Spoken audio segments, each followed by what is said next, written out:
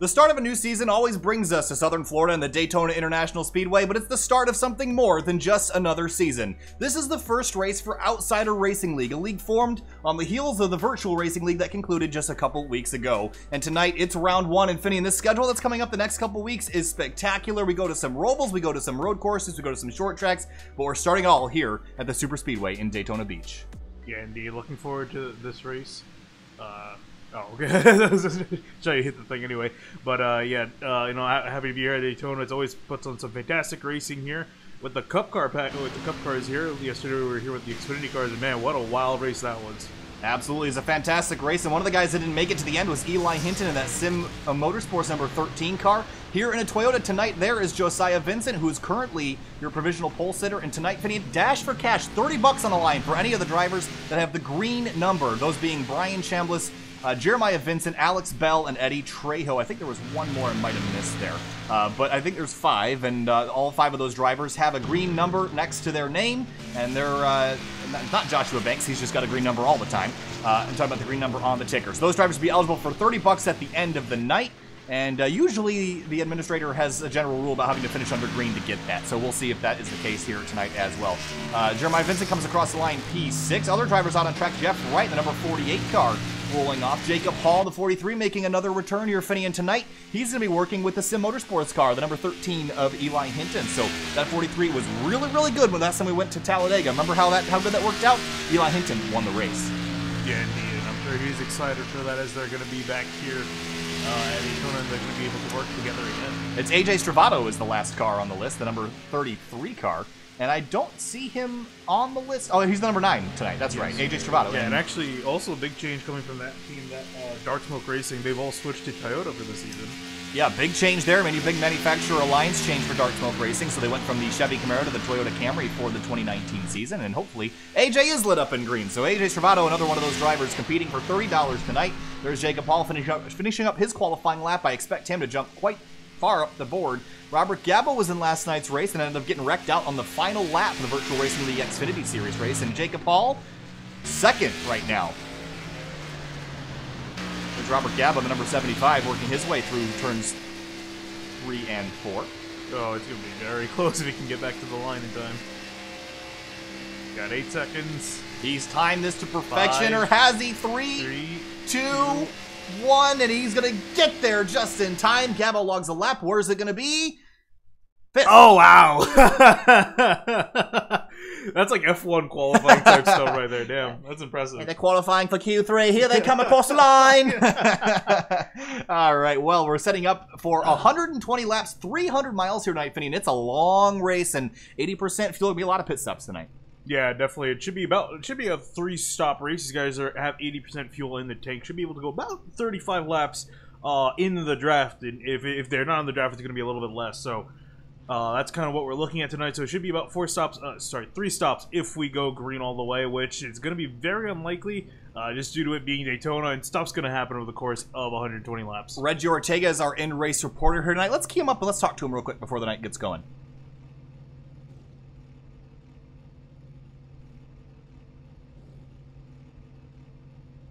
Hey, Reggie Ortega, it's Kyle from SimTV. You got a copy? Yeah, go ahead. All right, Reggie. Well, tonight, 120 laps for the first round of Outsider Racing League. What's the plan for tonight? Who are you going to work with, and how are you going to get yourself to the front? Just try to work together with my team and just see what we can do. I mean, we're going to try to see how this unfolds right now. Try to play it safe or stay up front. We'll see what's up. I mean, we'll see how the race plays out right now. All right, well, take it easy out there. Good luck out there, and keep it on the out of the fence. We'll see you later. All right, thanks. All right, well, that's Reggie Ortega driving the Hertz and Exalta number 2 Chevrolet Camaro. There's a number 12 car in the field here tonight. It's Cole Bagunia, and he is a carryover from the Hardline Racing League, popping over on Saturday nights now instead of Fridays. Yeah, nice to see him out here. And he is driving for Dark Smoke in the 12 car. And then those dark smoke cars, Camrys this year, and again, we just mentioned that swap. Let's take a look at our starting lineup here tonight. On the front row, Josiah Vincent in a Chevrolet Camaro alongside Jacob Hall. And Hall, again, very, very talented. Only makes a race a couple times a year, and he's really, really quick when he does so. Starting in row 2, Adam, I believe it's Cabot, but I'm probably going to get corrected. It's probably just Cabot. Brian Chambliss in the 21 outside of row number 2. Chambliss, a Dash for Cash driver tonight. And Robert Gaba, Brian Long starting in row 3. Yeah, then moving on back to row number 4, we're going to have, wait for it to take over, there we go, Christopher in the 5. On the inside, outside of him, will be Jeremiah Vincent in the 8-car Chevy Camaro. And then moving on back to row number 5, we're going to have Cole Bagunia in the 12 Camry, and outside of him, Reggie Ortega in the 2-car in Tandem. We'll let the rest of the graphic roll to the bottom for the rest of the starting lineup. Eli Hinton with a new team here tonight. That Sim Motorsports Toyota Camry last night did not have a very good race. Crashed out on lap number 14, but was running strong when he did so. Let's see if he can do something different tonight. He's going to be working with that 43 of Jacob Paul. That's what he told me prior to the race, and we'll see if he can get himself up there and compete for this win. And also notably, too, Joseph Gali in the 1. He's going to make his first full season here at Outsider. Made a late start to the season last season in VRL. So this will be his first full season with this group of guys, and I think he's definitely, we're going to have to keep an eye on that 1 car throughout the season. Yusuf Gali, extremely talented. He'll be going for the championship this year, and as long as he can have a good race tonight, he'll probably be up at the top of the point standings once we get rolling. Alex Bell, the number 15, also returning this time for a full season effort as well. And look at the number 15 on the side of that car. He is going for the Dash for Cash. $30 to the highest finishing driver with that green number on the side of their car. So rolling through turns 3 and 4, finishing 120 laps. There is no rush to get yourself to the front, is there? No, there isn't really. It's anything just a rush to stay in the draft. It's very hard to do in these cup cars. It's very easy to lose the draft from the back end of the field. So that's really what these guys have got to fight and be aware of as this night goes on. Out of turn number 4, the field coming to the green flag. 120 laps at the World Center of Racing. Green flag in the air, and Josiah Vincent leads him down. Oh, Yusuf Ghali's trouble already. Slow at the start on the apron. I think might have missed a shift or something, pulled off to the bottom of the inside line, lost some momentum, but he's able to get it back going again. And already you're kind of trying to get ourselves sorted out, but Jacob Hall, the number 43, he's on the outside of the 77. Adam's driving that car. He's pushing the 4 of Josiah Vincent forward in that Chevrolet number 4 car. Josiah Vincent currently leading Adam Cabot and Jacob Hall, your top 3. Hall now moving to the outside lane, trying to get it going there, and he's got, I believe, the 21 behind him. That's 21 of Brian Chambliss. All right, working our way to turn number 3. So far, so good here tonight at Daytona, but we got 2 lines going for the lead. Aggressive here early, Finian, maybe just going for it. Try to get yourself out up front, then you can relax a little while. Yeah, indeed. And these guys, you can see Jacob Hall making a good run on the outside lane. And now it's kind of find your friends, find your partners. And I think we're going to see Hutton and Vincent Motorsports probably team up just like they did last night. But we saw a driver that was all by himself. Liam Sheen last night was the one that won that race with no help at all. So different drafting package here. Tonight you're going to need people to work with you. Yeah, indeed, you're going to need people to work with you. If not, you're kind of out there by yourself. And it's so hard to build up runs in these cup cars. You really need a group of people. A lone driver like we saw last night in the Xfinity with their package. Here you need friends, and you need them to work with you. Whoa, crash Reggie Ortega hard in the fence in turn 3. Caution out, and on his lids, sliding down the banking. And oh, someone else drives right into him there. I think that was the 29 of Angelo Ronis. But as quickly as Reggie Ortega's night started, it is over. That car is absolutely destroyed. Yeah, indeed, hard lick from him. I believe there was a blue card involved in that. And then that sent up Reggie Ortega into the wall. So I have to take a look at who he got into at the start of that. But yeah, huge damage to that too. He's definitely going to be done for tonight. Yeah, I think it was the 17 car. And the Nathan Silva, and Reggie just moves up the racetrack a little bit. I think he thought he was clear and just goes for an absolute wild slide down the banking, and then nothing that the 29 of Ronis could do to miss it. Yeah, indeed. I think he was just trying to pick a lane, and it's so hard to slow down and try to move on this track, on a track like this, especially with this package. And again, just moves up the racetrack. I mean, there might have been some net code that led the 17 getting into him there. Look at Eli Hinton just scraping on through. Look at the 9 car of AJ Stravato. Who was that just drove on through as well? That's the 22 car of Mark Emerson in a Chevrolet this year. He had one heck of a view of this.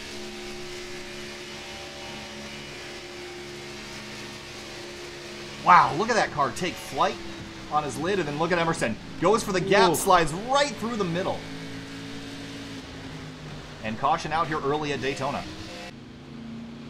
Yeah, Mark Emerson, a new driver at Hutton Motorsports for this season, explaining why he's in a Camaro this time. All right, well, Josiah Vincent still leading early here. Adam Cabot in second in that number 77 car. Gaba in third. Hall has slipped to fourth.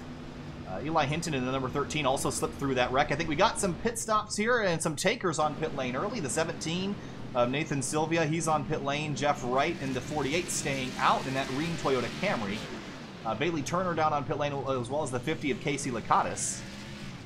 Yeah, I think this is guys maybe trying to put themselves in the back of the pack, and you can see that Turner's waiting on pit road. I think he's waiting for the rest of his teammates to roll out, and there you see them going. And there is Alec Martinez in the way back here. New team for him again this year. Vincent Motorsports in the number 18 Monster Energy Camaro, rolling off a pit lane right now in 21st place. That looks very nice on a Camaro. It does look good. He's rolling off, and we'll sit behind Emerson and Turner for the restart here in a couple laps. But we saw quite a bit of racing here early, Finney. I'm surprised these guys haven't maybe taken a look at this and said, all right, there's a ton of laps on the board. Why not just take it easy for a little while? Yeah, indeed. I'm kind of surprised by that as well, considering, yeah, it's 120 laps. It's a full-length Xfinity race here tonight, so definitely not short by any stretch of the imagination. In fact, if we were to go green to the end here, it'll take an hour and a half. So, very long race up ahead for these drivers. Eli Hinton in chat. Get back to driving, Eli. Keep your eyes on the road. Man. Don't text and drive. Well, all right, lap 4 of 120 here in the Daytona International Speedway. The sun is setting a night rays here tonight, Finian, and obviously the conditions are going to get probably a little bit nicer. Ambient air temp still 80 degrees. I don't know if we'll see the track temp fall below that, but clear skies, beautiful night for racing. Yeah, indeed. So with it being night, these guys are going to have a little bit more grip to work with, maybe move around the track a lot more than in the daytime. So we'll see how that affects these drivers tonight.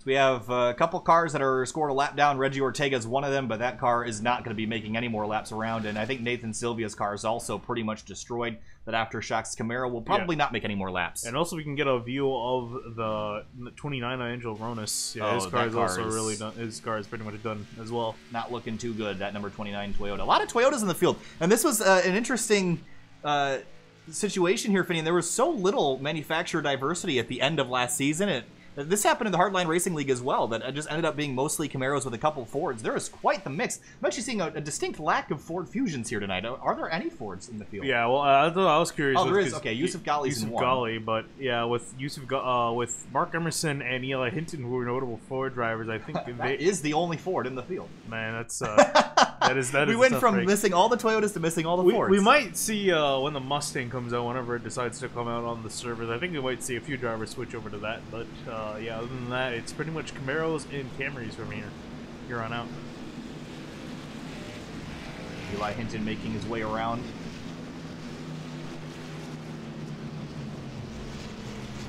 And he's sitting in 13th place right now, and that number 13, new Sim Motorsports entry here. And at some point, I believe we'll have another car joining this field in the near future, so keep your eyes out for that.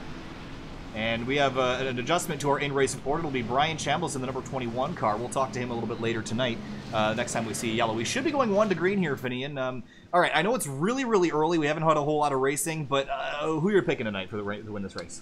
Oh, I have honestly no clue. I do. All right, go ahead. I'm going to pick the number 43, Jacob Hall. All right. He was really good last time we were at Talladega. Didn't end up winning that race, but was mad solid and ended up doing quite well. You know what? I think a driver that's got a good shot. I think Cole Baguni in the 12. New driver to this series, and he's currently running an 8th, so doing a solid job maintaining the top 10. I think we should keep an eye on him as the night goes on. Emerson and Martinez back down in pit lane, and Bailey Turner, that whole team coming on back on down. A little bit surprised by that.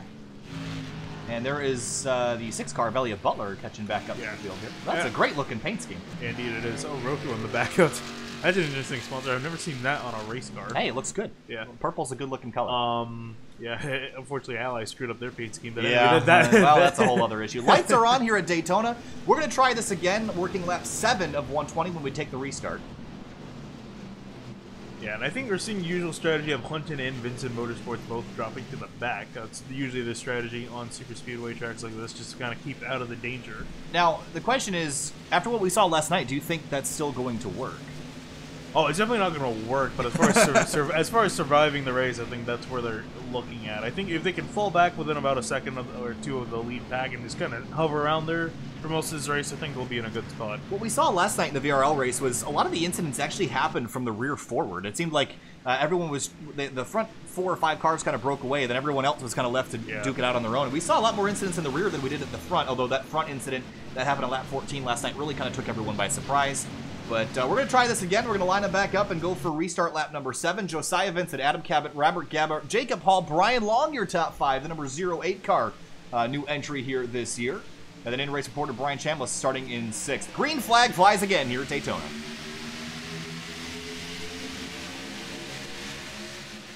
And the 35 car did not, actually it was the 43 of Jacob Hall, didn't get a very good, 08, excuse me, the cars look identical. Not a great restart for him. He's going to lose a little bit of ground to the 75, and making their way through turns 1 and 2. That inside lane tends to pull ahead a little bit in the opening lap of the restart, but then that outside lane gains momentum. Yeah, everyone's stuck up there on that outside lane. Looks like they're trying to stick up there at the moment. Oh, look at the 12 car, Bugunia, kind of in the middle of the pack right now. Is he going to look 3 wide here for a moment? I think they are. Yeah, I think he's trying to just make sure no one gets around him on the inside. He's trying to hold that line there, but still side by side on both lines as they head off into 3. Josiah Vincent pulling ahead of the 77 of Adam Cabot out of turn number 4. A little bit of jostling from 3rd on back. Yusuf Ghali slotting in behind Eli Hinton, a little bit ways behind this, but the 77 losing some ground on the inside lane. Indeed, now you can see the outside lane starting to die just a little bit, but those guys are a little bit disjointed. But as soon as they hook up, you can really build up runs. I think the general rule that we usually have here is that around 4 cars, you need about 4 cars to keep a line working at minimum. They currently have that at the moment. They're just kind of playing it off a little bit easy. See, that's William Troy in the rear with Elliott Butler. They're working together, just kind of running a little 2-car tango back there, but the meat of the sandwich is up front. There's a lot of cars up here, Finian, and they're racing pretty hard. There's Eli Hinton in the 13 clawing his way forward.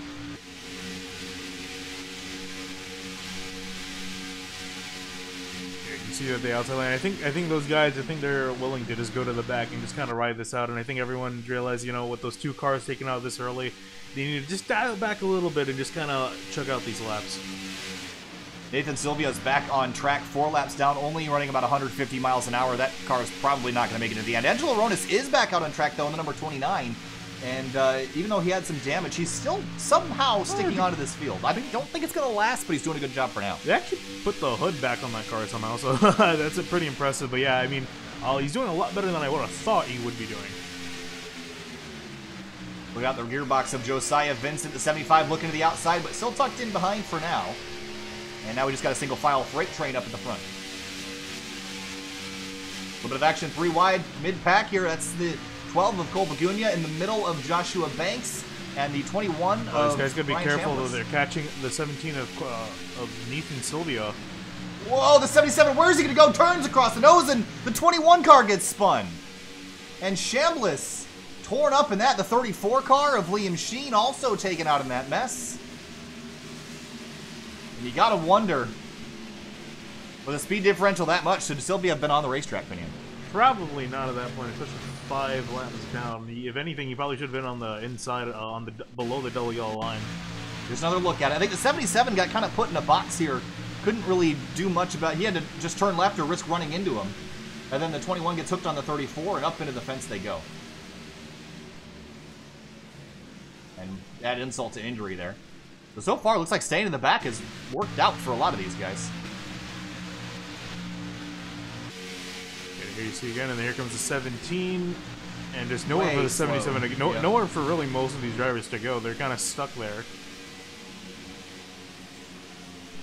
And a little bump there at the end, and insult to injury. And look at Lakatos. Yeah. Who's right on board with the 50 car. And I think he got a pretty good view of this incident.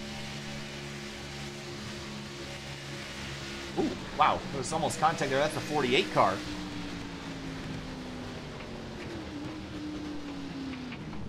They did a great job of blowing the car down. Yeah.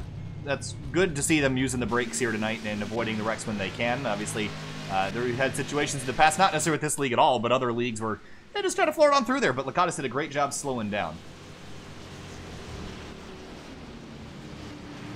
All right, well, so caution out here for the second time here early in Outsider Racing's inaugural race of the season. Again, their schedule is spectacular. Really looking forward to how this one's going to turn out. We go to Sonoma next week. We go to the road course in Southern California and pit stops. Yeah, a lot of drivers coming down, only a few staying out. And I think this is just, again, because these guys can go about 35 laps. I think there's just some teams maybe thinking that they could try to stretch it here at the end should we get a long green flag run. The whole field on pit lane. Gali slid through his pit stall. Yep. All right, well, the 9 car just roll on through. I think the 9 just rolled through. Of AJ Stravado, Eli Hinton receiving some service, but not a whole lot of position changes here, just kind of general swappage going on. But really, the top 3 cars are the only ones that stayed out. And you know, if I'm Josiah Vincent, there's no reason to pit and risk getting yourself back in the pack. You might as well just hang out here for a little bit. Yeah, I think the only real risk that you run is the fact, and it's not really well, I think it kind of is a risk, is that the guys behind you are going to have more fuel. So again, if we get a solid green flag run in and have green flag pit stops, he's going to have to come in a lot earlier compared to the rest of the field. And he doesn't have many people on the same strategy as him. He's only got Gaba and Eddie Trail behind him. All right, well, we're going to go to break real quick. We'll come back with you for the restart in just a moment. Stay with us. To most, driving is just a mundane task between point A and point B. Nothing more. It's the frustration of traffic at 8 a.m. The feeling of sickness on a long ride. The car? Just a tool. It's supposed to be practical, reliable, and fast. But the speed is really the reason cars exist. Born out of a necessity to make that A to B trip just a little bit faster. Some have a deeper connection with cars. Found somewhere in the bond of man and machine, a desire to be part of something bigger than yourself. It's the extension of mind and body to something more exciting than just another appliance. And these people never cared about practicality or reliability. To them, the only thing that matters is speed. We're born with a competitive nature, part of a biological necessity that has not yet worn off with time. People have raced for thousands of years, and that competition has transcended history and found its way to the industrial age. Railroads raced to build across the country, replacing the horses whose strength is still used as a benchmark for power today. And as personal vehicles became popular, the railroads died off. What once was the quickest way across the country became snail's pace in comparison. The interstate highway system expanded and cars populated every driveway. And the competition between types of transport quickly transitioned into the race to have the fastest car. Bragging rights. Manufacturers like Porsche, Ferrari, and BMW emerged in auto racing, each trying to one-up the other. Building engines became an arms race. Who could build the fastest dinosaur-powered Landis? So while the passion for cars has died for most, there are still people that are fascinated by racing. The sights, the sounds, the smell of burning rubber and spent race fuel lingering in the air, this is what attracts us to the sport of auto racing. We are empowered by drivers that climb in impossibly fast cars and put everything on the line for the sake of competition. Drivers who know that one slip-up can lead to disaster.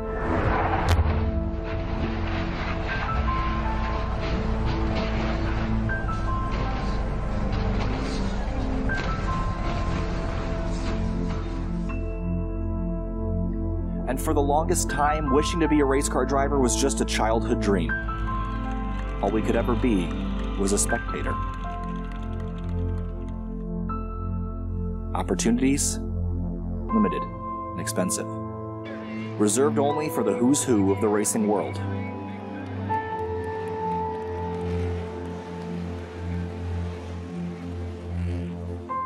Until now. Welcome back live to Sim TV. 1 to green here, and we'll try this again. It's been our second caution night. We're going to go green for the third time.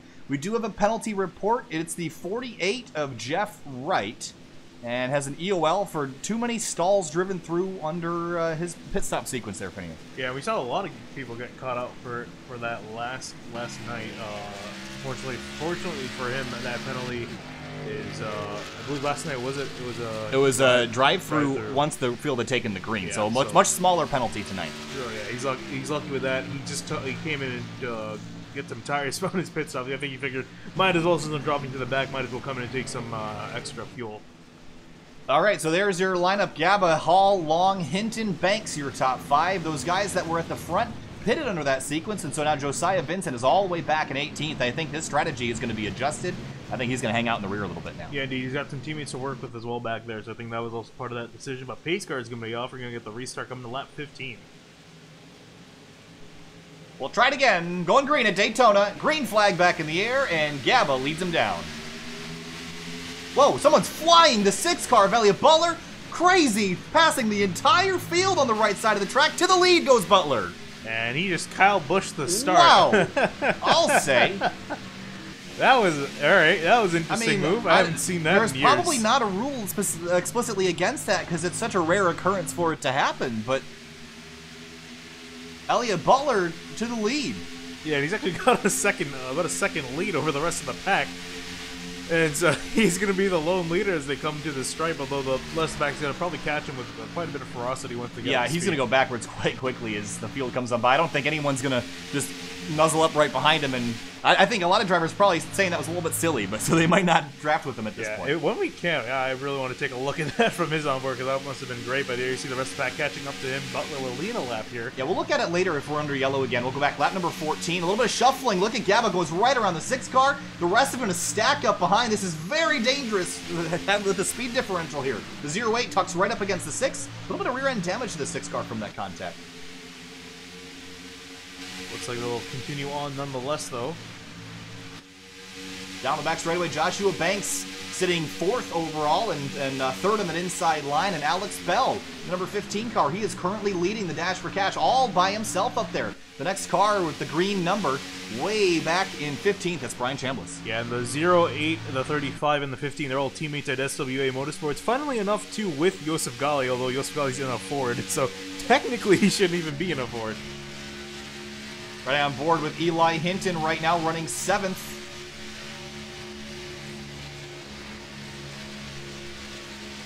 Tucked in behind, that's the 43 of Jacob Hall, and that's who he was planning on working with tonight. So I think he's finally found his friend. He's got the 77 of Adam Gabbett tucked right up behind, pushing and shoving on the front or back straightaway here at Daytona. Yeah, indeed, and it looks like these guys are getting themselves somewhat sorted out, but Elliott Butler now, as soon as he went into the front, it looks like he's starting to drop back here on that outside line. Yeah, well, again, we'll look at it again when we go under yellow one more time tonight. So the 6 of Elliott Butler passing the entire field on the right-hand side. Legal, no rule against it. Took the lead away. Oh, look at the 13 coming right up in front and shoving his way over in front of the 6 car, and Bruce Boyer is going to somehow be able to let up and let the 6 car in line, but that was a very aggressive move by Hinton, but here he brings the 43 of Hall with him, and they're going to the front. And those drivers working together here, trying to move up to the front of the field. They're going to have a whole lot of steam down the back straight. We see the 15 and the 35 check up. The outside lane's going to have a little bit of momentum here, but this is where Eli got himself into trouble last night, pushing too hard too early. Will he make the same mistake tonight, or will he be a little bit calmer? I think he'd be a little bit calmer. We were talking to him after the race, and he was saying that he wasn't expecting the draft to be that much that effective in the Xfinity car, and it caught him off guard. He actually is going to pull in behind. I think he's going to try to make a gap for the full. Yep, there he goes. Yeah, I don't think they were going to be able to make that run after they lost that initial momentum. Yeah, but he was saying that the draft caught him off guard and how powerful it was in the Xfinity cars compared to the Cup cars, which he was driving a lot of at the time, so that threw him for a loop here. But yeah, I definitely think he's not going to be able to make that mistake. It's so hard to make that mistake here because it's so hard to draft up to the back bumper of the car in front of you. Robert Gaba leads the 08 of Brian Long tucked in behind. Big bump draft there on the back straight. A huge shove, that leading number 75 Camaro. Cole Bagunia's back there leading a little bit of a second group with Elliott Butler, the 50 of Casey Lakatos. Bruce Boyer dropping in line as well. Oh, and Yusuf Ghali was just moving to the outside lane, and look at the 43 Hall and Eli Hinton were moving with him, but they both left him out to dry. Now Yusuf Ghali is going to drop to the back. And this, we might start to see the single out and shuffle move, where you just try to get to the inside and shuffle one guy back at a time until you're leading the field. And we've seen that be a pretty viable strategy with the Cup package here. Indeed, from the looks of it, I'm just looking at timing and scoring here. So we got about 17 guards in this lead pack. And then a few more packs strung out behind them. So here are the leaders coming off of turn 2, and further behind them from around 18th place on back there's pack number 2, led by Eddie Trejo in the 11. Eddie Trejo, another one of those Dash for Cash drivers, but he's got William Troy. Then there's another big separation to Josiah, Jeremiah Vincent, Bailey Turner, Emerson, and Martinez all running in a group. But all the action right now up front. The one car has found a friend. That's Casey Lakatos. Now a little bit of shuffling out of turn 4. And here comes the 43 and 13. They took a look again, but didn't quite bite. And actually, if we get a camera on the 29 Angel Vronis, he's in this lead pack and he's still running well. So he somehow was able to fix that car into a raceable state, and he's hanging out here. Doesn't look like it should be that quick. No, but it doesn't. Certainly is. Yeah, I think he, luckily enough, he was able to fix a lot of the nose damage on the car. You can see the nose in a lot better of a shape than the rear, and I think that's really the big help for him. And as long as he's got a car behind him, I think he can definitely stay in this pack. You see the two distinct packs forming now, 2 by 2 in the front one, single file. Actually, they're double file back there, but only a couple cars in each of those groups. You mentioned Casey Lakatos, who had a great wreck miss earlier in the night, managed to keep himself out of trouble. But Alex Bell, that leading Dash for Cash driver with the green number 15 on the side. Again, $30 to the highest finisher with a green number on the side, and Bell is leading that by looks like 11 positions over Brian Chambliss. Yeah, indeed, a lot of those drivers in the Dash for Cash kind of struggling here early on. Again, the 43 and the 15 to the outside lane, all on their own, but they're not any help out there. This is so much different than the Xfinity package. You need more than one driver to help you. You need an entire line. They don't have any friends right now. Here comes the one of Ghali. Oh, and also behind them, Lakatos in the 50. So there you go. There's the magic 4 number of cars that we need to get working on the outside. But they need to kind of start building up a run here. And actually, just as they say that, there comes Cole Bugunia ahead of Jacob Hall. You got to stick with it. Alex Bell popping out of line. Look at the 43 going almost to the outside of Bugunia. I don't think he wants to stay in behind him. We'll see if he stays here or if he'll make it 3 wide. Yeah, there's Joseph Ghali. He's going back to the inside. Alex Bell looks like he's kind of unsure if he wants to go to the outside or not. He took a couple looks, but hasn't quite made a decision just yet. Down the back straightaway now. There's the 43 moving to the right of Cole Bugunia. I don't know if he's just trying to motion him over to the right or if he wants to get around him here. Yeah, I'm actually curious. I think he might be just trying to cool the engine down. But yeah, looks like he's just going to that nose so they can maybe mount up a big push all at once. Oh, a little bit of a wiggle by the 15 out of turn number 4. The 77 kind of jumped off his bumper there for a moment. Bugunia has now pulled up alongside the 5 of Chris Stouffer, and now the 77 of Cabot jumps to the outside lane. Yeah, Cabot jumping to the outside lane. He's going to be leading that outside lane. Stouffer is to his inside on the bottom. Now we have a definite outside groove forming, but the top 4 drivers, Gaba, Long, Banks, and Bell, are clear of that outside lane. It looks like Hinton has dropped to the bottom side, so he's leaving Jacob Hall up there by himself to his own devices. Maybe they've just decided that what they're doing isn't working and they have to try something different. But again, still a lot of racing left, still over 90 laps to go. There's plenty of racing left and no need to really be pushing that hard now. And it looks like Eli's going to leave a space for the 43 to pull in line. Again, those drivers working together tonight. Find your friends. Don't make any enemies so far. And where has Elliot Butler gone? And he's sitting in 9th right now, that Pennzoil Roku number 6 Camaro.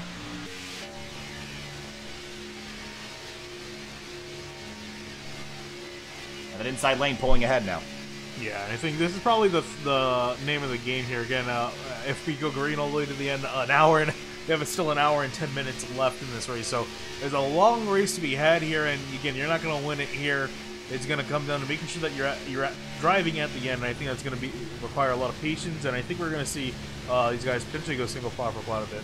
Gyro cam on Brian Chambliss. He's our in-race reporter tonight in that number 21, and again, running 15th. Also a Dash for Cash driver. You can see a lot of banking in the tribal. Then we get down to the corner, Finian, and it's a ton.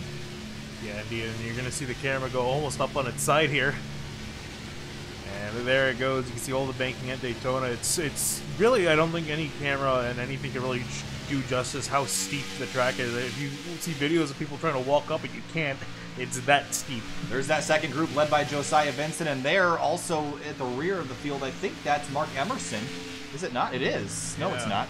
It's not Mark Emerson. It's Eddie Trejo? Yeah, all the 11th all by himself has lost the draft. And William Troy is also 3 seconds behind him, so I'm not sure what happened between both those teammates, but they're both by themselves at the moment. No one around them. Yeah, so something must have happened to these guys that got them separated, but they will go a lap down if this goes green for too long. Position shuffling here at Daytona. Now that outside lane getting some more partners up there. The one of Yusuf Ghali, Casey Lakatos, Bagunia, and Adam Cabot in the 77 Ultra. Oh, the 5 car gets turned. The Chris Stouffer way down on the inside of the racetrack. Save it. Can he get it back on the racing surface? Yes, he can, because that back straightaway is enormous. Yeah, he's lucky. He's lucky too, because he's gonna lose the lead pack here, but there's a secondary pack. So as long as he can get up to speed, and he's currently doing 180. Just shy of 190, but so he should be able to catch the next pack. I think he got turned off the nose of Bruce Boyer in the number 14 Camaro, and you'll see him maybe just rides up off the inside lane a little bit. Yeah, just enough. Oh, Boyer got him in the left rear. Wow, look at this, all the way down to the inside lane and turns it back to the right. Yeah, let's ride on board inside the car. See the handwork of the 5 car, and Stouffer did a great job saving it. Through turns 1 and 2, and again, this gets a little bit of a nudge, and oh man, just throttle control and everything else. Getting yourself back in the fight and getting back on track before the grass of that chicane there. Yeah, he did a fantastic job of timing that to perfection. So we'll see him. Here he is riding by himself, and here's the rest of the pack. He has lost the draft, it looks like, but again, he'll get picked up by another pack. But Brian Long, that 08 car, pushing Robert Gaba. They've just been dominant out front right now. No challenge from that outside lane just yet. Indeed. There actually looks like they're starting to slowly creep up on them, the 77, the 12, and the 1. And it tells me that those cars are really strong up there. And actually, it's kind of funny, too, because it's a Chevy, Toyota, and a Ford all up on the other side, one of each. You got to find your friends, and they're not always your teammates. You just got to find people that you trust. Look at that 08, though. Big push, the 75, they're gapping the 35 of Joshua Banks, but look at this mess behind him. And there's a 43 dropping in front of Eli Hinton once again. No, we're not on the 12 car. Ooh, a little bit of a wiggle there by the 13, and all by himself just kind of got loose. Yeah, so his lead, the leading pack currently has about 12 cars in it. There's a smaller mid-pack behind them, and then a bigger pack behind them. So a few different distinct packs forming up with different strategies in mind by a lot of drivers. 12 car Bagunia going to be right on the rear bumper of the 77. Look at the run they get down the back straightaway here, Finney, and a ton of momentum in that outside lane. But it seems to die when they get to the corners because they can't push. Yeah, indeed. Yeah, it's going to be the big thing. It's so hard to push with this package. If it was the old Gen 5 package where you could just hold on someone's bumper the entire way around the track, here you can't do it with the Gen 6 cars because they're more rounded, pointier noses. It's just the bumper, you can end up hook someone, and we saw that there with Stouffer.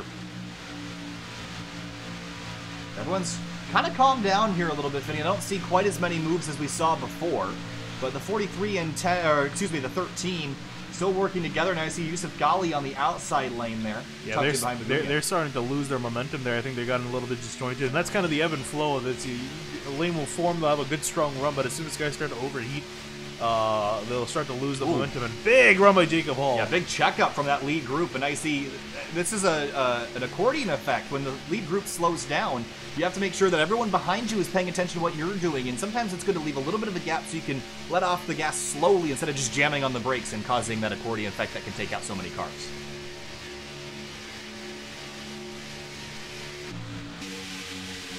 The 6 of Elliott Butler getting his way back on the inside lane. That number 6 purple and black and yellow Pennzoil Roku car. Remember his crazy pass on lap 14 on the outside on the restart. Got him up front, but has settled into 7th for now. And you can see that outside lane. They're starting to get some second wind here. Here's that second group, though, led by the 48 of Jeff Wright. Remember, he had a penalty, an EOL penalty. Yeah. He's worked his way back into 13th with Ronis, Chambliss, and Stravato behind. Yeah, indeed, 2 of the dark smoke guys there, Ronis and Stravato, working together. And also, we can take a check. If we can check back at the pack that's further on behind. He's led by Josiah Vincent in the number 4 Chevrolet Camaro. He's got Jeremiah, and again, Jeremiah is also in the dash for cash with that green number on the sides. Again, $30 up for grabs at the end of this race by whoever finishes higher with that green number on the side. And Jeremiah is not only thinking about the victory, but collecting that little cash payment out at the end of the race. Yeah, so here we have a little bit of a mix of Vincent and Hutton Motorsports drivers, and you see behind them, looks like Christopher just was not able to hold on to the draft, and looks like he's going to lose them. Yeah, and look, there's no one behind him, so he is going to lose the his draft. The next car behind him is 21 seconds back, and that's Eddie Trejo. And actually, if we can get it on the 87 of William Troy, because I think he's about to get close to being lapped here for doing right on his gearbox. Yeah, and he's really slow too here, finishing 152, 160, off the pace. Yeah, I'm wondering that something must have happened that caused, because he was riding with Eddie Trejo, so something must have happened to him. There is a little bit of damage to that card. I didn't see him in any other wrecks, but here's the problem here, Finny. Here comes the lead pack. We saw this get messy last time with about a similar speed differential. What happens now? Yeah, we'll see. Oh, I think it looks like he was just kind of slowing up for the pack to catch him. Oh, Burgunia's out of lane a little bit of wiggles by the 35 of Joshua Banks, and the 87's in the fence trying to keep himself out of the way, and does a little better job than the 17 did earlier in the race, but now that kind of shuffled up the field a little bit. And look at Hinton trying to pick a line, looks outside, but I think Hinton's got a little bit of a choice of lane right now because neither line's really going anywhere, so he can just kind of pop back and forth between the outside and inside. Yeah, well, we're 35 laps into this race. I believe we had pit stops on lap 15 or so, just a little bit around before there. that. Yeah, around over 13. So we should be expecting pit stops. Trying to do some math here. And 35 to 12, you can do it fitting 47. We should start to see pit stops. That's definitely not correct. Yeah, I was going to say we can't, because remember we restarted ATVO, yeah. so ignore that. So yeah, we should see pit stops in and around lap 7, lap 45 to 50, in around there. There's Alex Bell alongside the 77, and Alex Bell has been really impressing me the last couple races in the Virtual Racing League. Again, late entry to the series, but never really had any victories to stand for. Him along with Yusuf Gali, those are two drivers that came in on a pretty hot streak. They're both drivers that are up to the front week in, week out, and I think definitely those guys that we gotta look at their performance along with the other notables from the series. I feel like Hinton's lost a little bit of ground here, but is now generating a run. He's got Casey Lakatos in the 50 behind him. Again, which lane do you choose? Are you just going to hang out here for now? I mean, I've always liked being at the tail end of the lead pack with at least 1 or 2 guys behind me, because it's a pretty safe place to be. And you can kind of just see him hovering in and around position. Actually, it looks like the outside lane, that looks like they lost a driver, trying to figure out who ditched them out there. But yeah, they're now starting to fall back just a little bit. I think, again, we're going to start seeing them really just kind of sit in line.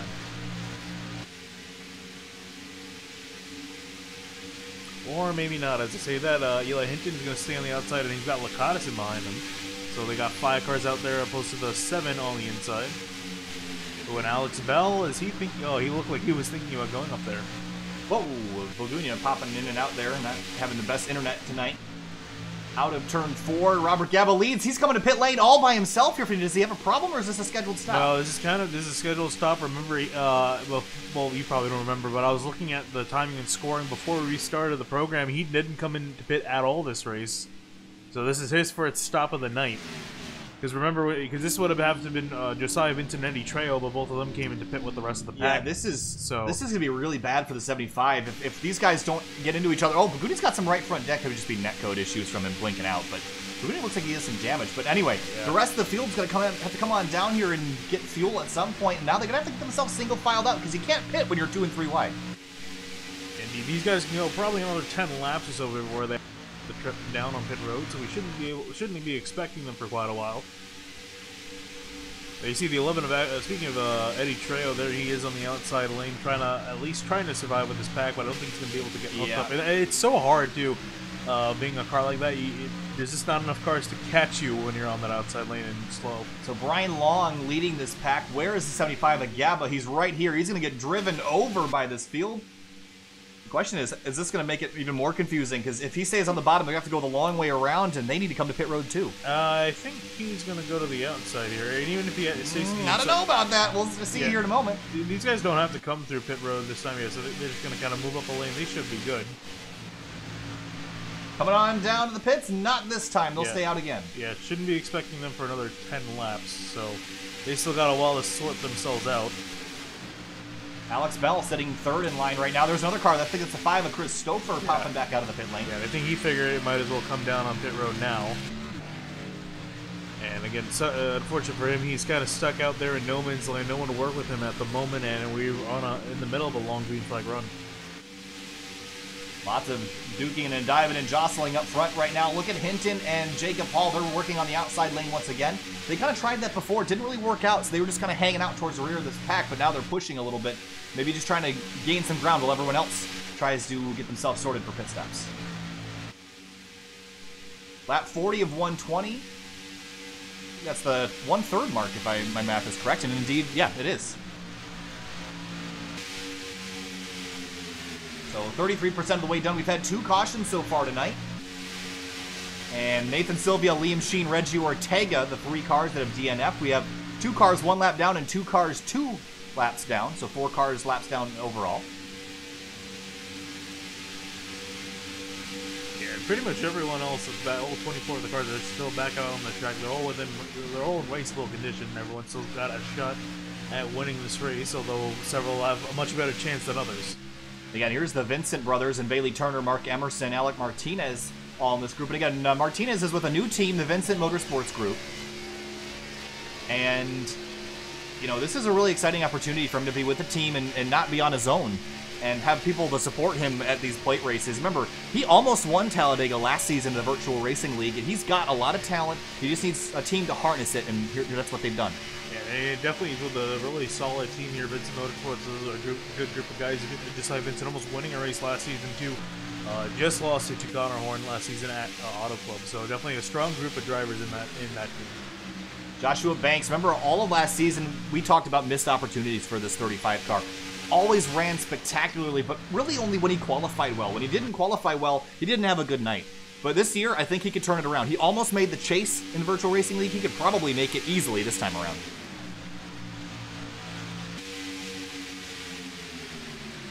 Seems like everyone is single file here again, expecting pit stops within about 5 laps time, and already some guys. Yeah, this is the pack that was behind them, so Rowan and Stravato coming in.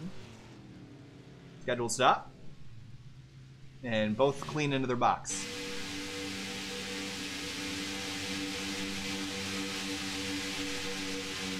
Now again, big question here is now when are these guys going to come down, and who's going to come down with them? Because there's several teams in this pack. So you're going to see maybe some different guys and different strategies here.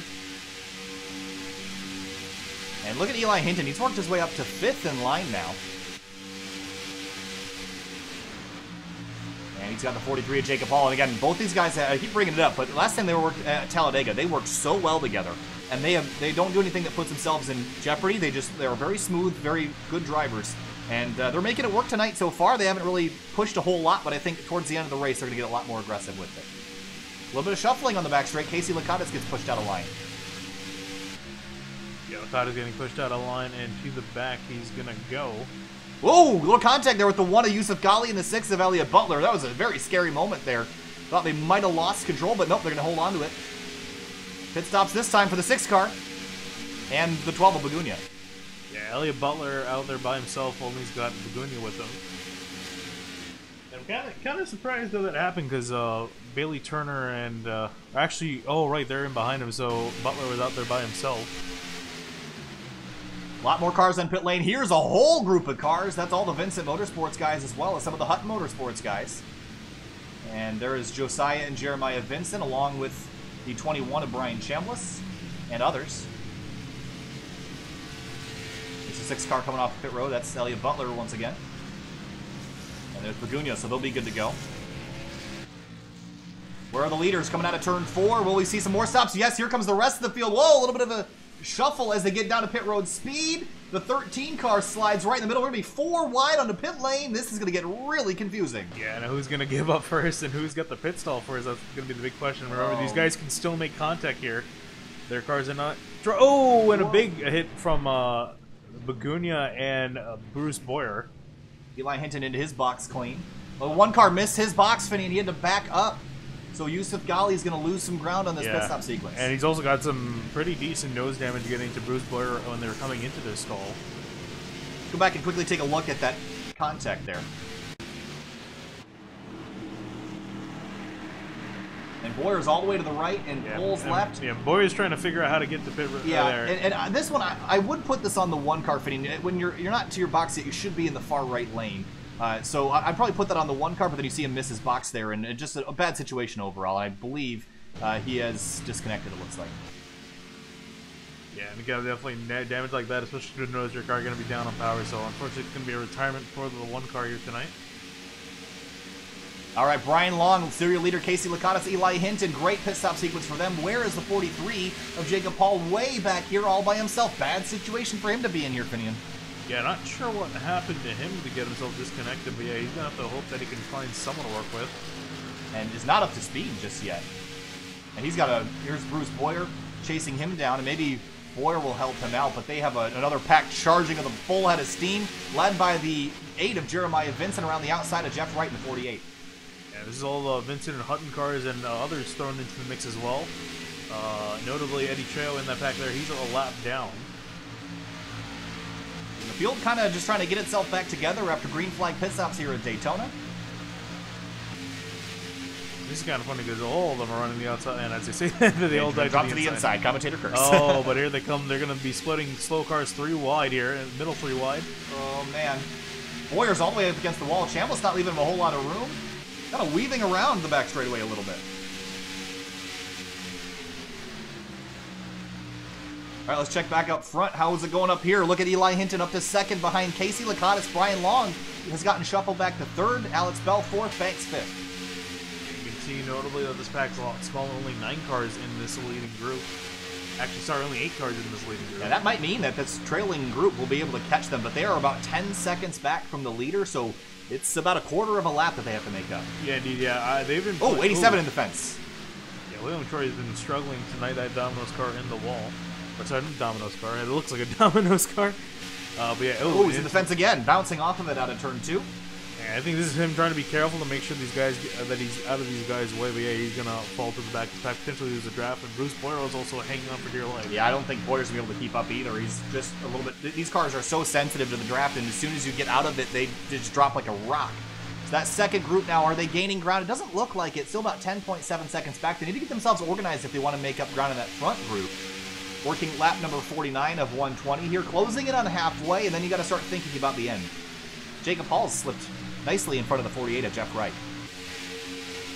Yeah, indeed. Those guys are actually making some good time here on the inside lane towards the front of this pack. A big push forward. The 8 car of Jeremiah Vincent slots back down, and a big push on the back straightaway between Vincent and Hall. And they're going to be doing 205 miles an hour off into turn 3. 207 registered there for a second. Yeah, they are hauling all kinds of ass right now. To put it one way. Yeah.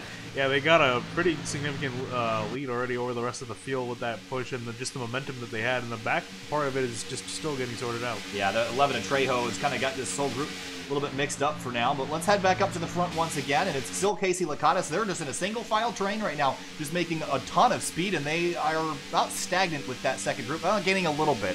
So the top 8 cars beginning to gap that second group. Yeah, I think they're going to be hoping that this race goes on here green to the end, because if they can keep this little pack going that they got going, and obviously a few cars dropping out here and there from just messing up on their pit stops, I think we're going to be looking at a situation where these guys are going to be just the guys fighting it out for the win here.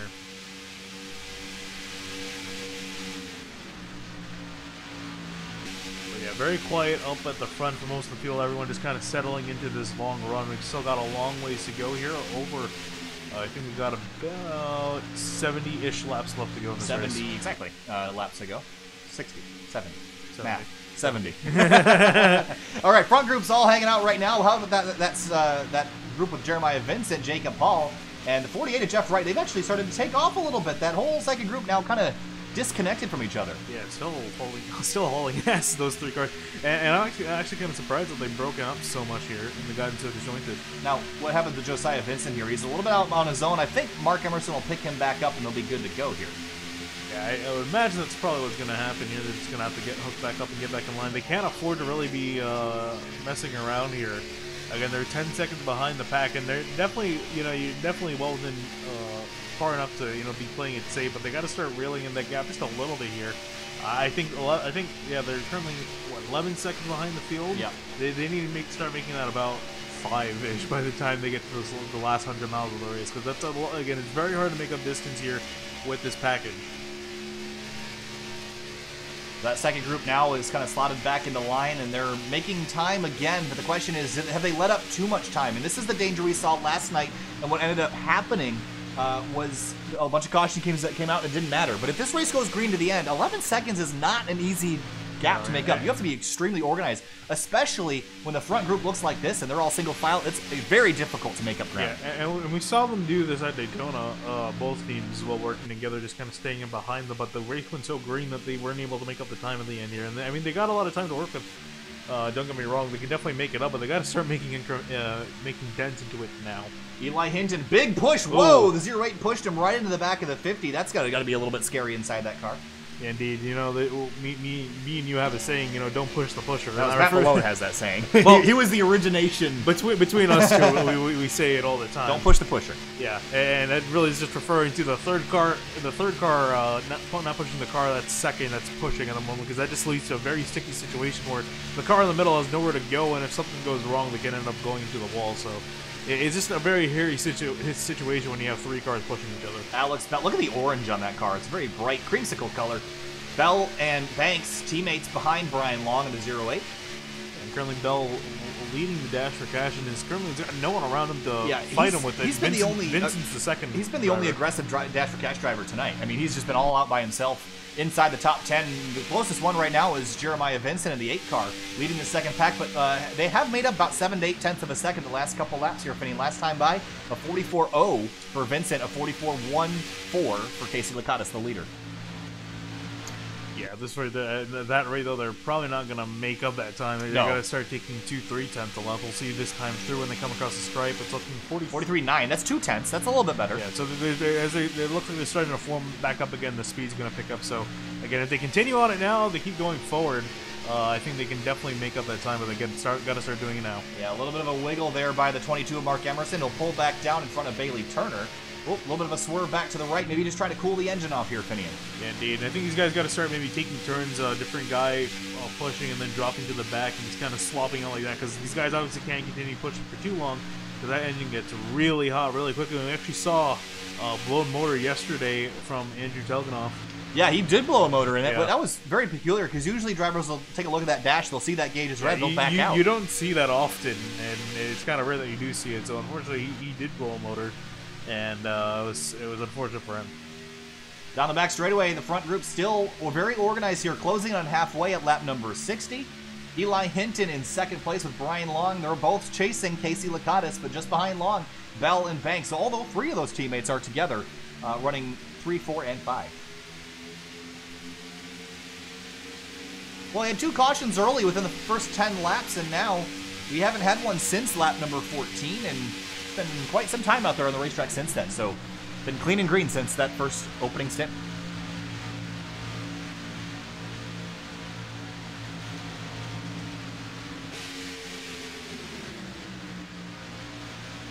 All right, while we're kind of hanging out here, we're just going to go for a quick sound surge. Stay with us.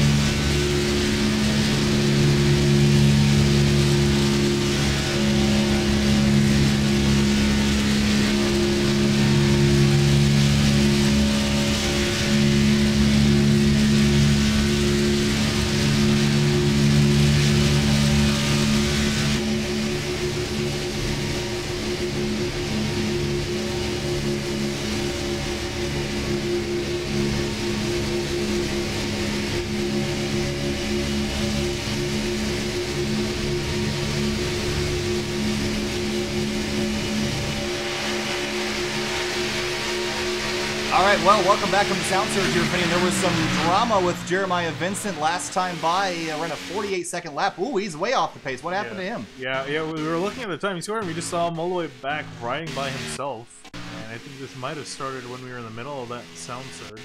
Actually, probably right at the beginning. Yeah, he was leading that pack, but then... Oh, this is a big incident here. Got turned off the nose of the 43. Wild slide down through turn number 3. And somehow didn't crash this car. Wow! And did get a little bit of a hit and bounced off the fence. And he will lose the draft here. So big implications for Jeremiah Vincent. Again, Dash for Cash driver, $30 on the line for him if he were to finish the best of the Dash for Cash cars. And this is going to severely put him at a disadvantage at halfway here in this race. Yeah, indeed. That's a tough break for him. I was curious also when we were looking at that why that second pack fell back to almost 12 seconds behind. So they lost a lot of time with that incident. And now they're over 11 seconds behind. Oh, Elliott Butler pulls right down in front of the 35 of Joshua Banks. And Banks has slipped back here a little bit since the pit stop sequence. Hasn't really been very aggressive getting himself back to the front. Look at Magunia throwing a square peg at a square hole. He gets right in there.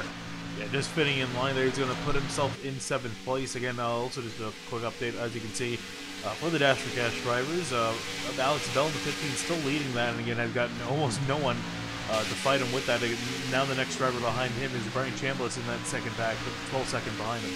Eli Hinton riding in second right now here, Finney, and when you're in these things, you got to keep a very careful eye on your water temp, but it looks like Eli's keeping enough distance that he doesn't have to worry about popping the nose out of line. He looks like, it looks like he's just kind of keeping it nice and cool there. And again, there's no reason for these guys to push. They just kind of have to ride it around and let the draft take over. And honestly, there's not that much really to even pushing, and it's so hard to push. It's almost like an air bubble kind of forms on the back bumper, and as soon as you start to get up to the driver that you're trying to push, he kind of gets away from you. So it's hard to push with this package, and I think it's, again, not really much of a point here considering we're just over halfway.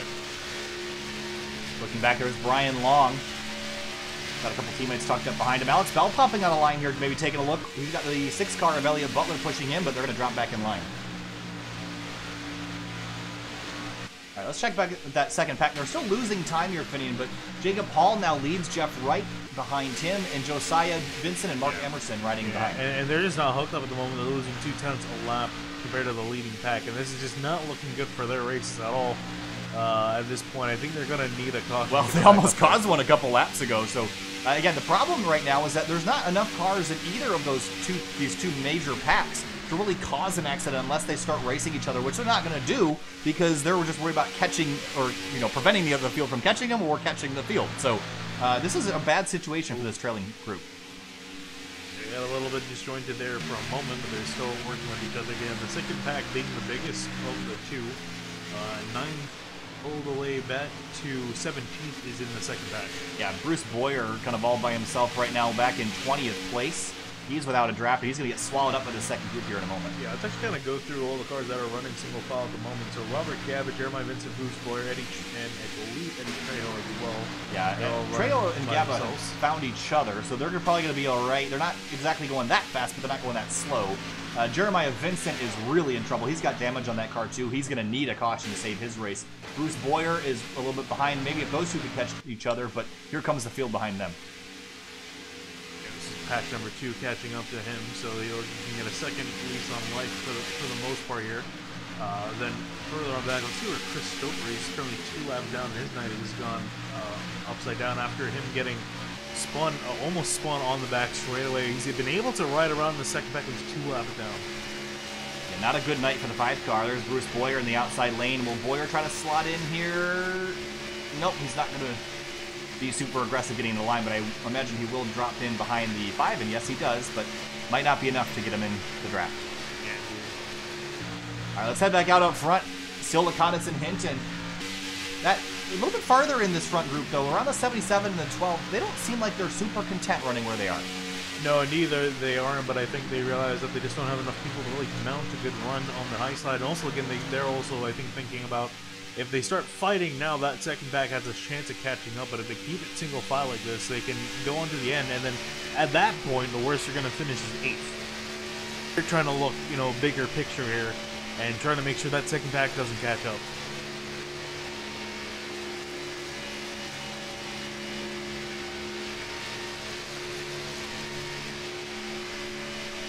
And you see there's the 12 car of Lagunia popping out of line, and not much to do, maybe just cooling off the motor. Swings back to the left, maybe try to fake out the 77 to slot inside of him. Yeah, actually, it looks like Butler is kind of in danger of losing this pack here. Yeah, he's all by himself, and if this front group doesn't check up, then he might find himself in trouble here. So he's gonna have to hope that they start racing each other, which it looks like they're trying to do. There's Hinton popping out of line. It's dragged Lakatos off the inside group, and maybe you can just kind of bait people over to the right and then swing back to the left to get to the inside.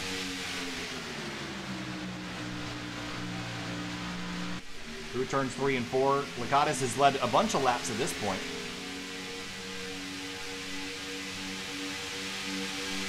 Where is that second pack? Way back here, Finney, in a long time. Now they're 15 seconds back and continuing to lose tons of time. Yeah, they lost almost a second in that last lap through, so they're really starting to fall off pace. And I'm kind of curious as to why it is they got the drivers there to do it. I just don't know why they're not making up any time at all. Well, it's definitely not helping that this front group is as organized as they are, but they have been racing each other a little bit. It's not like they're just hanging out. Yeah. I mean, the front guys might be, but look at this. This is a mess. They're still going faster than that second group. Yeah, it looks like Lagunia and Elliot Butler are able to mount up a charge on the outside lane, and they're trying to go a little bit forward here. So I think they figured out the time to run single file at stop now. They kind of want to do a little bit of racing. And it looks like Eli Hinton's thinking about jumping on the outside lane. Hinton's been doing that the last couple laps. I think he's trying to get someone to go with him. And just get out front, and because right now the way this race is shaping, you want to be out front. There's not a whole lot of racing going on for that lead, so if you can get yourself out front, you can lead a bunch of laps, and I think that's what Hinton wants to do, but he's got to get some help to do it. I think you could probably try to play a strategy where you kind of lay back a little bit like you would in the final lap, and now he looks to the outside again. Won't be able to make the move, but he's definitely more aggressive on the rear bumper than he has been the last few laps. There is the stricken 87 car of William Troy, continuing to go laps down. That will make him 4 laps down at this point. Yeah, he's just not had a good night at all, and it's just gone from bad to worse for him. He's 4 laps down. He's pretty much out of contention unless we get a big string of cautions and knock on wood. They're gonna knock on wood. It's not wood. It's the closest thing to wood. It's plastic. The desk that I we're don't even using. know what is the closest thing of wood we have here, but anyway, yeah, just in case nothing happens. But yeah, he looks like he's not going to be getting back in the fight too. Oh, yeah, that is wood. My Watkins Glen track map that's hanging on the wall. All right, here's what we're going to do. While we're waiting here, let's grab our Discord link here, Finney, and those that are not part of the Discord can get joined up. How do I do this?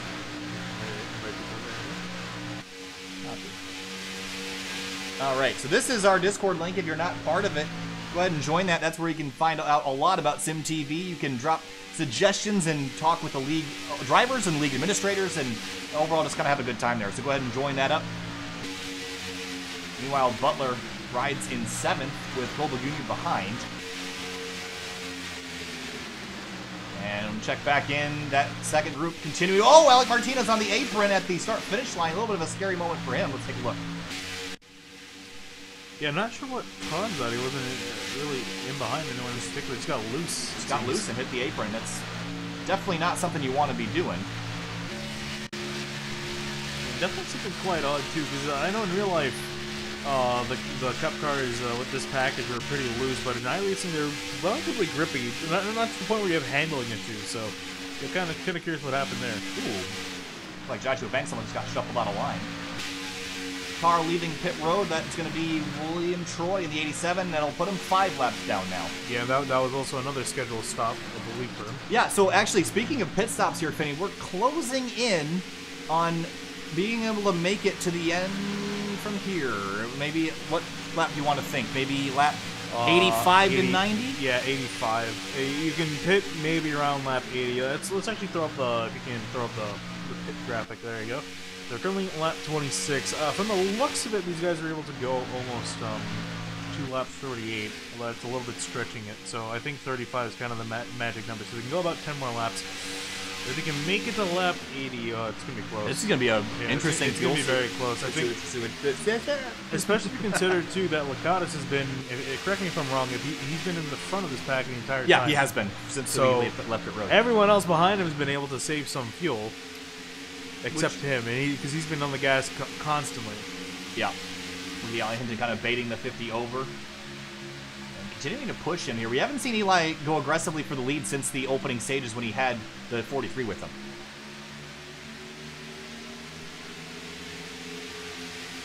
Out of turn 4 now. Bogunia is all on his own in the outside lane.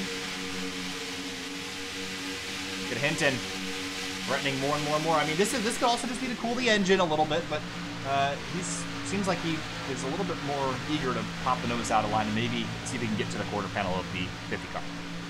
Indeed, but how about Cole Bogunia out there trying to make a move by himself? What's in the back of this pack is trying to just maybe, I guess, test the waters and see how far he can get up to the front. He's doing a pretty solid job using the side draft off these cars to get up there. So we just had the lead pack go by. Let's wait here for that second pack to come. Yeah, it's going to be a pretty long wait. And this shows you how big that, there they are. That's how big the gap is between the front and back pack right now.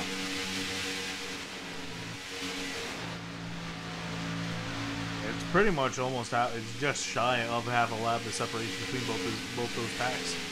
Actually, what I'm going to do here, Finney, and this might take me a minute to do, I'm going to grab the leader on the track map. That's Casey Lakatos. I'm going to drag the guy that's sitting in the lead of that second pack. That's the 43 of Jacob Hall. I'm going to put them both on the track map, and you'll be able to see where these guys are in relation to each other on the racetrack. So take a look. The 50 is your leader. There's the 43 heading off into turn 1. Almost a half a lap of difference. Maybe a third of a lap. Yeah, and I mean, now they're really just running out of time now. We got about 45 laps. Sorry, no. Yeah, 45 laps left in this race.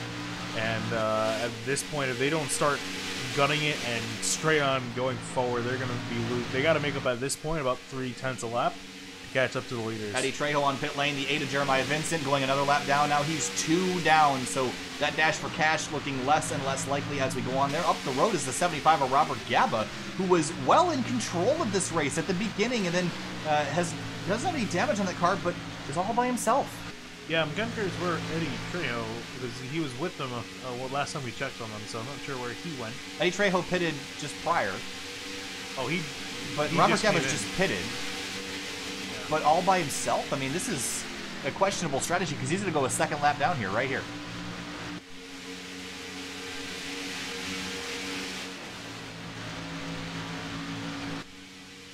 Bogunia's pulling off. Interesting. They definitely can't make it from here. That's too far. They're going to have to make another pit stop here. Yeah, and he's got some significant He's had that for a while, and I'm not sure if that's netcode or... It looks like it got worse. That's why I was curious about it. It might have gotten worse. Let's take a look. Could just be me. Yeah, I think it's just you. So we'll go back live here.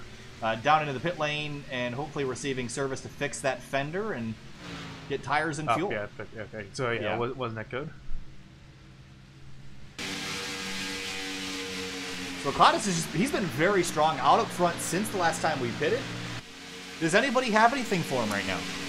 I don't think, from the looks of it, doesn't look like it. Although these guys need to get straightened out. Wow! Okay, they're coming to pit road. Yeah, here comes the pit stops. Oh, they're in way hot though. Both of them are going to be way over speed, and all 4 of these cars are going to be. Actually, I think the 77 and the 6 might have slowed down. They were in hot though, Finney. Let's take another look. No, they were in way hot. All of these cars.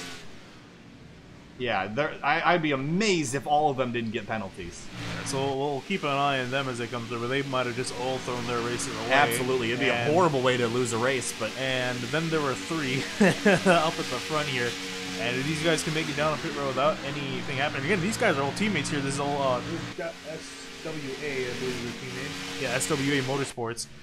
So they're all together, and if they can just come in, they can control this race entirely. Yeah, I think Eli and Casey both served their penalty on the stop. So they're definitely going to lose a lot more time, but it should be less overall. Where is Casey? Is behind. So yeah, it looks like Eli and Casey got penalties. Looks like Elliott and Cabot were able to get away with it. So unless they're choosing to serve it later, they both locked up. I mean, they got really lucky because they were both locked up when they entered the pits. So they must have gotten it down below the speed before the next timing line.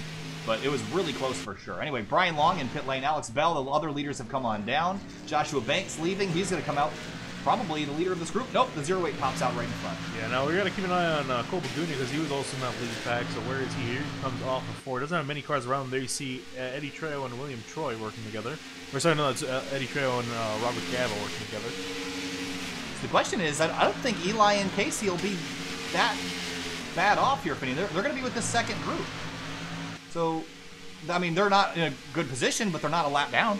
Yeah, no, definitely could be worse. They still got people to work with, but again, it's not the optimal situation considering that these guys have kind of lost the pack in entirely, and I don't think they're going to have much hope of catching back up. SWA Motorsports, though, they played that out perfectly. Yeah, they've been playing this race out to a T, so they've done this fantastic. They've been aggressive since the start of the race. They've had all three of their teammates out up front. They have stayed out of trouble. They nailed the pit stop sequence. They're out up front now, coming to 40 to go. It's the final third of this race. They're in a great position. This second group, Adam Cabot, Elliott Butler, Bagunia, and actually it's just those three. Yeah, Eddie Trail and Robert Gaba are both flat down cars, just trailing off the back end. Ooh, here comes Elliott Butler and pass-through penalty for the 77, Finian. Too many stalls. Oh, that's so unfortunate for him. So he was able to avoid one penalty, but not the other. Cabot is going to have to come down on pit road. That's very unfortunate. Yeah, for him. I mean, like the luck, he got a little bit lucky there, and then all the luck went away. So Elliott Butler looks like he's was able to survive that mayhem after the 3 of the 4 cars that came in. The 6 car wasn't the one that concerned me of those 2 cars. It definitely, the 77 was the one that was quicker, but he's going to have to come on down and serve this penalty. Here he comes now. Don't speed this time. He's in there pretty hot. 106, 80, 60. He's good. Came in hot, but he's good. So yeah, he'll have to serve that pass-through penalty. That's going to pretty much take him out of this. And 70 miles an hour. Might be able to catch the second pack. I think he should be able to. There's about 15 seconds down pit road. Oh, never mind. They're gone. There's the second pack. And no one else behind, so it's going to be a lonely drive out for Cabot in the 77. So it looks like the lead pack is now down to 5 cars in the lead lap and 7 in total.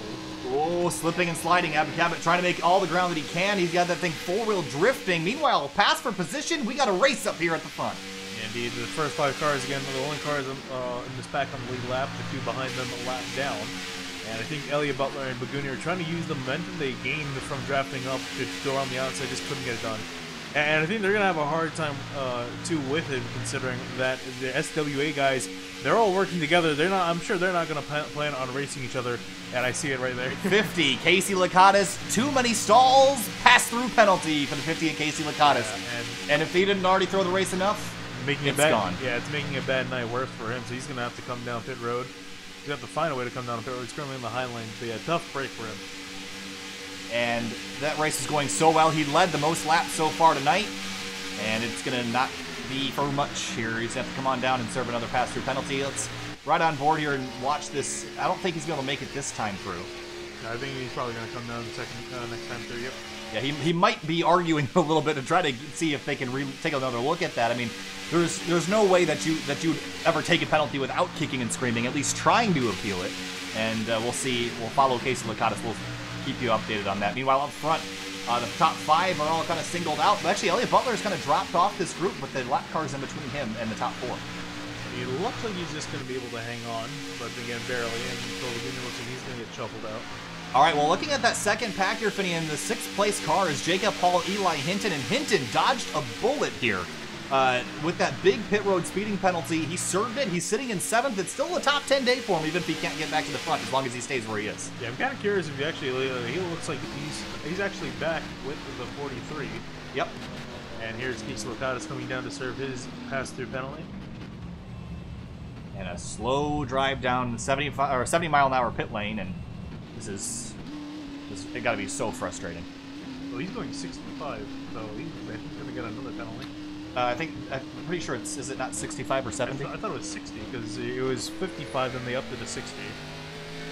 So I don't know. Well, the last time we had a driver come through there, it was at 65 as well, and so it's got to be somewhere up there. I thought it was 60 as well, but maybe not.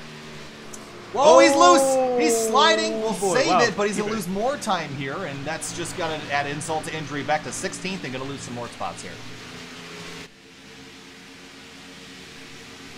Yeah, bad night for Lakatos after being so strong early in the going. And here come the leaders.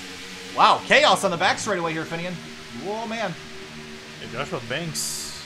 Really struggling. He's had internet issues before. It's not liking him tonight, and he might be dropped out of this lead pack here. Oh, there's the 50 car up high. The 12 car and the 15 almost get together, but I think Joshua Banks has officially lost connection here again. And even if he does come back, he's going to lose the effect of the draft not being connected. So, yeah, there he is. He's popping in, but he's notably behind. He's actually around where Casey Lakatos is, and his internet is not cooperating with him at all. And this is not the first time we saw him. No, Indianapolis. We saw him miss out on qualifying for the playoffs with his internet issues. So his internet has not helped him at all. No. In both seasons here. It's going to bite him in the first round here, Finian, continuing to lose connection. It's not stable. He might drop at the end of this here. He scored an 18th place right now. He was up inside the top 5. It could be night over for that 35 car. If I was him, I would I would be really annoyed because you see he's a fast driver, he's a very capable driver, but that internet has really cost him out on quite a few good finishes here. Well, okay, now if you're in this front 4 cars here, Finian, just go for it. I mean, on the last lap, there's nothing to lose. Yeah, I think they're definitely. I think that's the plan here. I think they all know that the fewer cars they have to compete with, the fewer cars they have to compete with. So, and then they can just race it out. And again, like you said, if anything happens, you're gonna finish, get a top 4 finish out of this. All right. But also of note too, just before you get a word in, these guys, no one can make it to the end here. We're gonna have one more pit stop now. It's gonna be key of where they're gonna pit. They can run the fuel out, or they can cut it halfway. Yeah, pit window's pretty much open now, so they could come on down and receive service. But here's my question here, Finian. Look at the 43 and 13. They're making up ground about 2 to 3 tenths a lap on the front group. They're 14 seconds back. They got to make a heck of a lot more speed than that. But it's a start. Yeah, it's definitely a start. If you can get it up to half a tenth a second, I don't know how you're half a second a lap. I think they might have a shot. It'll be a long shot, but it'll be a shot nonetheless. But yeah, I don't know how they're going to pick up that pace, especially because you can only push for so long. But they're definitely trying. Yeah, you can see Eli breathing the nose and pushing a lot more aggressively than we saw at the beginning of the race. I think he knows that 14 seconds is a large gap to make up with about 32 laps left in this race, so he's pushing really hard, getting some air on the nose of the car to cool the motor down, and then pushing again. He's got Jeff Wright in the 48 right behind him, and that's Bailey Turner and Mark Emerson tucked up behind him as well. And interesting that all it really took was Eli dropping back to his pack to start getting them going forward. Ooh, a little bit of offset push there, but he tucks back in line. 206 miles an hour, 208 scored off into turn 3. Yeah, well, it looks like while they were overall gaining, they lost about a few tenths on the last lap. Now it looks like they're going to be about equal. So they're trying to get up forward, but again, it's going to be long. And this is due to this group kind of laying their bet and then making their bet and then having to lay in it. All right, last time by 44-1s for Hall and Hinton, and a 44-4 for the 2 leaders, Brian Long and Alex Bell. They are making time, and they have chopped it down. I think it was like 16, 17 seconds at one point, so they have made up a little bit of ground. They just got to make up more. It looks like a little bit of jostling up for position in the lead pack here. It looks like Trejo is trying to go around this group, and Gabba's in the middle of it. This is probably frustrating Elliott Butler and Cole Bagunia would have Gabba right in the middle of this mess on the inside lane where Bagunia would rather be. And patience is going to run out here. We got 31 laps to go here at the season opener for Outsider Racing League at Daytona. We've had 2 cautions. Both of them were the first 15 laps. Since then, we've been all clean and green. But what will it come down to? Who's been the dominant car? I think I'd probably say the 50 of Lakatos, but a pit road penalty has relegated him 1 lap down in 17th place. Where is the 35 of Joshua Banks? Right now scored in 18th after having connection issues. Yeah, dude, I actually thought he was out, but I think I think he missed him scoring wise. Yeah. And it put him a lap down. Yeah, so he didn't get completely disconnected, but it did. He did come across the line and was not available to be scored, so he has now been logged 1 lap further back than he should be. So scored right now in 18th, and that will not be corrected. That's just how it's going to be. And tough break, considering his team was pretty much controlling this race for most of it, and he's actually now caught back with that second group and just trying to hang on. But yeah, tough luck for the 35. Ooh, 22 car. Mark Emerson pulls way out of line. What was that all about? Yeah, I think some had to attend to something maybe in his cockpit or some sort. But yeah, he had to pull off there. Looks like he's good. Don't text and drive, kids. And Joshua Banks still flickering there in the background, and he's going to lose the draft here as well. All right, the gap still coming down ever so little here, Finian. 13.8 backs. They've made up about 4 tenths the last 2 laps. Again, they got to go quicker, but they're doing it. They're at least climbing forward a little bit now. And it all comes down to their strategy as well. I mean, maybe they can pit later, take less fuel. Yeah, that's probably the only thing they can do. But again, it's all a matter of, will the leaders do the same thing, or will they try something different? There's Jeremiah Vincent all out there by himself. That Bud, or Wrangler number 8. And there's Lakatos and Bruce Boyer pushing together all the way back here. This is 17th place Lakatos, and Boyer is logged in 20th right now, 2 laps down.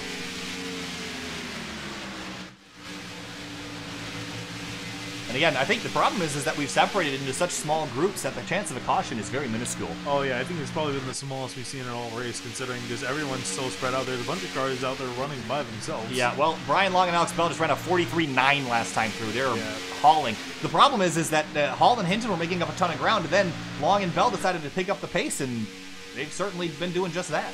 Yeah, and actually they're coming up on, the leaders are coming up on a pack of guys that have lost the draft. At the tail end of the lead lap. Yeah, there's Cabot, Ronis, Travato, and Chambliss who might move up ahead of them. Meanwhile, Alex Bell looking real good for the Dash for Cash right now, I will say that. Oh, yeah, absolutely. Riding on board the leader, Brian Long. He's got Alex Bell tucked up behind him and Elliott Butler in third. How will this group? They're doing 207 into the turn 1, 208 for a moment. Absolutely hauling around Daytona International Speedway. Closing in on 25 laps to go. They're going to make quick work of this group that is now about to be a lap down. Yeah, here they come. Looks like they're going to take the outside lane around them. Or actually, no, looks like work with them. Oh, man, no, that's the 87 of William Troy all out of shape in turn 3. Oh, and now with that, that's opened the gap. Here comes Butler and Bagunia on the outside. Take that opportunity and run with it. That's what they're going to do. I love that move by Elliott Butler. I'm not exactly sure why they decided to stick in line with these lap down cars. Indeed, it looks like William. Oh, turn to the 21 all out of boy. shape. Somehow doesn't crash it, but he's going to have to slide back in line. He's going to lose the draft here. Yeah, William Long, he's going to be out of that pack now. And here comes Butler now. He's got the 77. That is Adam Cabot. 3 wide here, Finian. And oh boy. Butler around the outside. This is for the lead, and he's gotten it away. That's Bagunia, who's now in second place, and the 08's third. Oh, Bagunia's starting to flash out, though. But yeah, can they get a good enough run here? Here comes... Oh, the 77 in the middle, 3 wide in turn 3. Yeah, this is very, very sketchy here. Butler trying to get Bagunia to work with him, but I don't think he can. Bagunia's losing too much time on the outside. The 77 not quite clear of the 12. Oh, almost contact there. The 12 car almost up into the fence. The 6 car pulls down to the inside lane, and he's just got a bunch of lap cars around him now. The second place car is Bagunia. He's not in behind. He's going to try to use the 77 to draft around the outside. And I think Bagunia is going to try to jump ahead of the 6 of Butler. And we'll see what Cabot does ahead, and I think he's just trying to fight on to stay on the lead lap. Bagunia pulls ahead now. He's the 12 car. That 77 1 lap down, not in the fight. Bagunia pulls ahead of Butler. The 08 traps the 6 car on the inside lane. He's stuck behind lap traffic now. Indeed, Long now, while Brian Long was controlling this race alongside teammate with Alex Bell, and now they've gotten disjointed, and now they've lost the lead of this race. Bagunia pulls ahead. He's now going to pull in front of this lead. I have to wonder, though, why did Brian Long get in behind the lap traffic, Vania? I think he figured it was a safer decision, and just it would have been easier to stick him behind than trying to pass all of them at once. But yeah, instead of trying to move to the outside and lose the momentum, so made a small error there. But it looks like most of that pack's been able to navigate through. The top 4 are back at the front of this. But again, remember these guys have to come down on pit road. This has got to be so confusing for all these other drivers here, Finian. Who are you racing? Who are you going to work with? Who's got damage? Who doesn't? This has just made everything go from very simple to very complicated very quickly. Indeed, there you see the top 4 there with Adam Cabot in picture as well, still hanging on to the lead lap. And with all this going on, Finian, keep in mind that Hall and Hinton are still single file, making great time. 43.9s for them last time through. They've chopped the gap down to 13 seconds and still making up time as this front group, door to door, the 77 has got a rear bumper full of the 6 car of Elliott Butler. He shoves his way past Cole Bagunia. Yeah, Elliott Butler able to use the 77 to move himself ahead. It looks like Bagunia's going to fall in behind the 15. He's going to have to fall in behind the 15 of Alex Bell, who's found his teammate Brian Long again. Bagunia all by himself. He'll have to slot into line. And now the 6 car of Elliott Butler leads this race with the 77 of Adam Cabot, who's 12th, right in front of them on the lead lap, but about to go a lap down if they get on by. 12.6 seconds is the gap between the first group and the second group. Jacob Hall, 43.8 last time through. 44 flats for the leaders.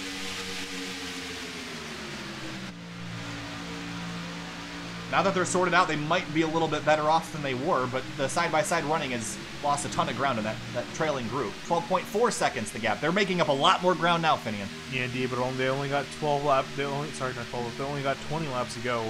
And they're really going to have to kick it up a gear to make it to the end. Well, they kicked it up a gear. The question is, can they maintain it? Push to the rear bumper of the 77 by race leader Elliott Butler.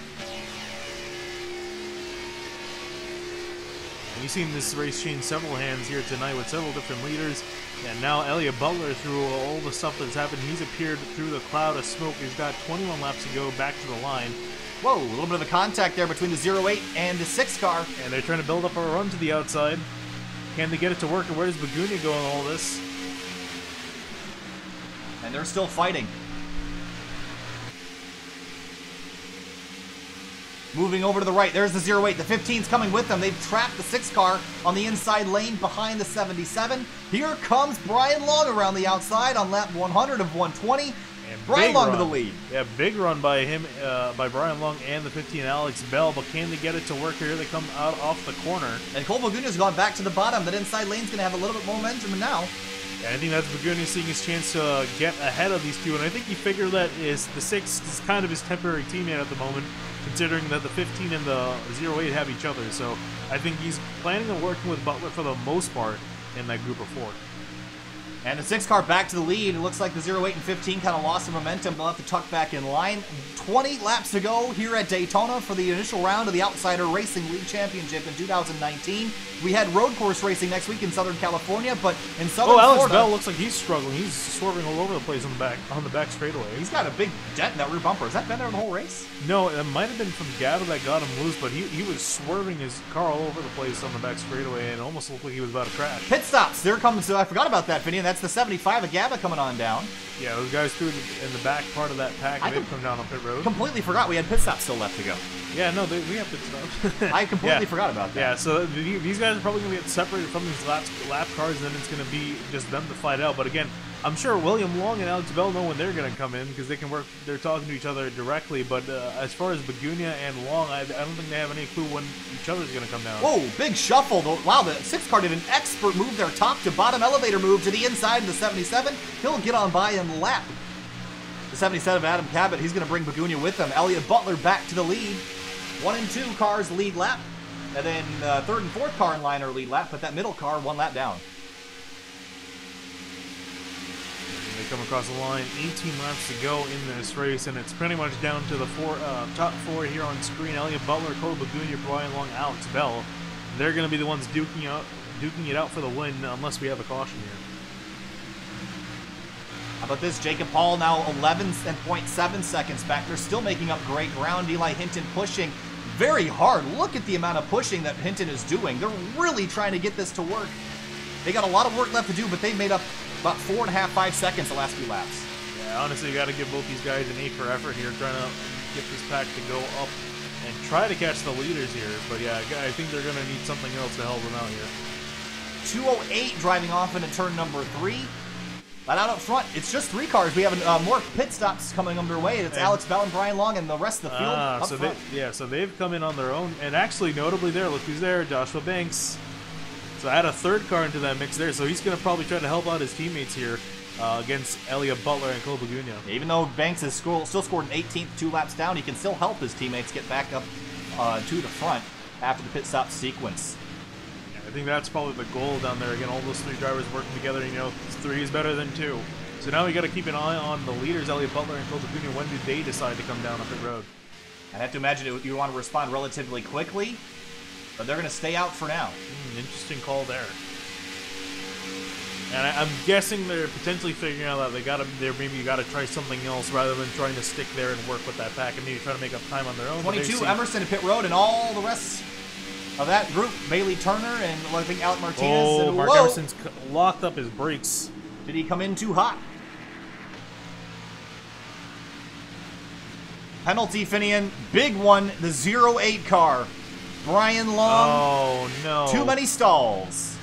Pass-through penalty. That's so unfortunate. You see Mark Emerson, he slipped through his pistol trying to get in there. But yeah, it's Brian Long. He's going to be out of this.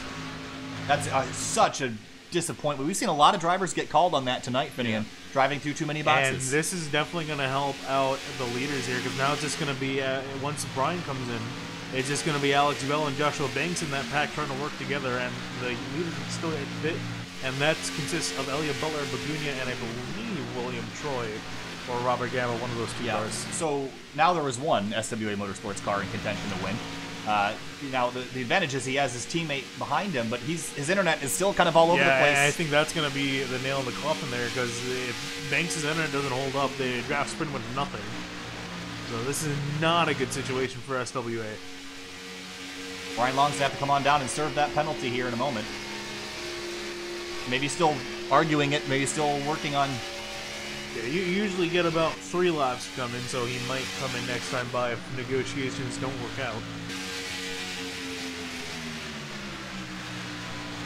So let's still have to come on down. The sixth place car, Brian Long. Oh, Elliott Butler down on pit road, notably Cole Baguni not with him. Oh, big, huge news here, Finian. Yeah, and Baguni's out there by himself, so I have absolutely What kind of miscommunication could that have led to? I don't know, yeah, they really should have planned that out a lot better, but yeah, this... Hall and Hinton have just slotted right into this mess. If they can just push as like they're doing for the next 14 laps, they could theoretically run down Baguni and Butler if they don't find each other back on the racetrack. The only problem is I believe these guys still have to make their pit stops. They do, but they again with Baguni and Hall. Here comes Baguni. So we know. So I think Butler and Baguni pretty much have no one to work with. So that's going to be interesting to see how that turns out. You still got Brian Long, Alex Bell, and Joshua Banks, and I'm sure that the Evans are barking at Brian Long to come down pit road. Yeah, unless it was overturned. We would be probably told if it was overturned. Yeah, we have not heard back yet. So Brian Long continues to argue his side of the story here, and I guess that's one thing you can, in theory, could continue arguing your case as long as you want and postpone that penalty, but I imagine he's going to have to come serve it relatively soon, probably this lap. Hall and Hinton on pit lane here, Finian. Do they get in clean this time? Here they come. I mean, look pretty textbook, especially considering the times, so they're gone underway. They also got the 48 of Long to work with, who Hall had a very hard time getting up to speed there. They lost time to him. But he's got the 13 of Eli Hinton right behind him. There go the leaders, or what will eventually be the leaders. Cole Baguni is out on the racetrack as well, but slow here, Finian. He's going to get driven by. He has no one to work with, and Brian Long notably still out there leading. Will pretty much be the one to inherit the lead of this race should they catch up to Baguni and how they catch up to him. And man, have the tables turned way too many times here tonight. I was going to say earlier, who's going to dominate this race? Nobody. Yeah, I mean, it's been a little bit of everyone. Here comes, I think the 08's coming this time on through here, Finian. Nope. Wow, I'm surprised that they let him stay out here this long. At some point, they're going to stop scoring him. There's a lot of moving parts to this race, and it's still not over yet. So Cole Baguni is out in the lead, but is completely by himself. No help, and here comes Brian Long and Alex Bell. So this is good for Alex Bell because he can get back with Baguni, but 2 cars is not going to make up a whole lot of speed. But Jacob Hall, where's the 13 car? He lost some ground here, Finian. Oh, he had some trouble at some sort. His last lap was very slow. What happened to Eli Hinton? Oh, he exiting got loose pit on the lane. apron. Oh no. Lost control, and that just threw that race away for Eli Hinton. All out of shape on the apron. Ooh, yeah, a little bit of a bump. Was trying to make sure he didn't go back on the track because you'll get a penalty for that. Yeah, and unfortunately he's going to lose a ton of ground here. Man, that is really unfortunate for Eli Hinton in the 13. And the 08 Brian Long is coming out to serve his penalty, and he's out. Interesting there. You know what? I think he stayed out there and just try to go on as long as he could with that penalty to try to help Alex Bell get up to Baguni. And so now we got 2 cars left. Well, Baguni's fighting for the win here. Right on by. Can Baguni separate the teammates? He's going to try. He gets right up in front of the 35. Not quite. He needs to make sure he's at least in this draft with them. And then, should anything happen to Banks, whoa! Contact! The 35 spins. Caution's gonna fly. I assume it's gonna fly. I don't know. Does Banks keep it on the track though, or does he keep it to the apron? If he keeps it off, sliding down the racetrack, he's on the no apron. Caution. Oh my God! All right, so if pulls back on the racetrack, caution flies here at Daytona as the field drives on by, and so many people just breathe a sigh of relief, except Alex Bell. What a twist. I think that's all I got to say for that. Wow, that was interesting there. 35 of Joshua Banks spins across the racetrack. Caution out with 10 laps to go. Let's take another look at this. And this is Begunia had to be aggressive here, but yeah, again, it's so hard to pick up the draft from cars passing you. I think he was trying to slow down the 35, and just got into him and turned him. Got into him. That's, I mean, it's definitely on the 12 car, 100%. And spins the 35 around. Let's take another look. And Alex Bell would have been in pretty good shape without Begunia behind him, or anybody for that matter. And the caution took forever to come out. Yeah, and I think Banks played the system perfectly here, so he spun off the track here. I was trying to see who came on by. Let's right on board Angelo Ronis here as they came on through.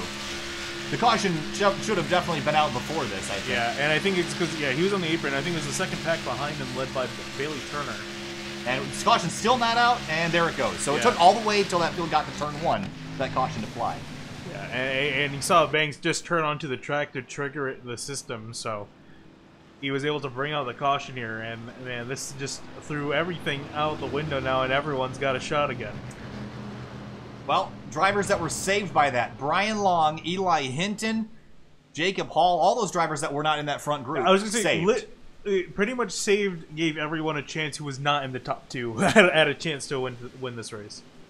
Well, there's going to be quite a bit of wave rounds. There's only 11 cars in the lead lap. The last car in the lead lap is Eli Hinton. But we're going to have a restart probably with 5 laps to go, or maybe even 4. Yeah. And it's going to be an all-out sprint to the finish here, Finian. Yeah, indeed it is. These guys got all the fuel they need. They got nothing else. It's all they got what they got. And actually, we can get a closer view of the. I'm curious about the damage on that 12 car. He got a pretty solid hit on the 35 of Joshua Banks, and it's kind of dented that nose just a little bit. I'd say a lot bit. It's not looking too good. So that's going to be something to keep an eye on. Can he keep speed on that? He's going to, I imagine, be restarting on the outside lane. Also, the Dash for Cash race just got a heck of a lot more interesting. Remember, all the cars with the bright green numbers on the side, you see 3 of them right in that one shot right there. The 15, the 21, and the 9 are all in this shot. All those cars with the green numbers that you see on the ticker are eligible for a $30 cash Dash for Cash payout at the end of this race, whoever finishes the highest. And Alex Bell has been in that position all night. But now, Stravato, a couple of these guys take a wave around. They're going to be in a great spot to compete with him for that payout.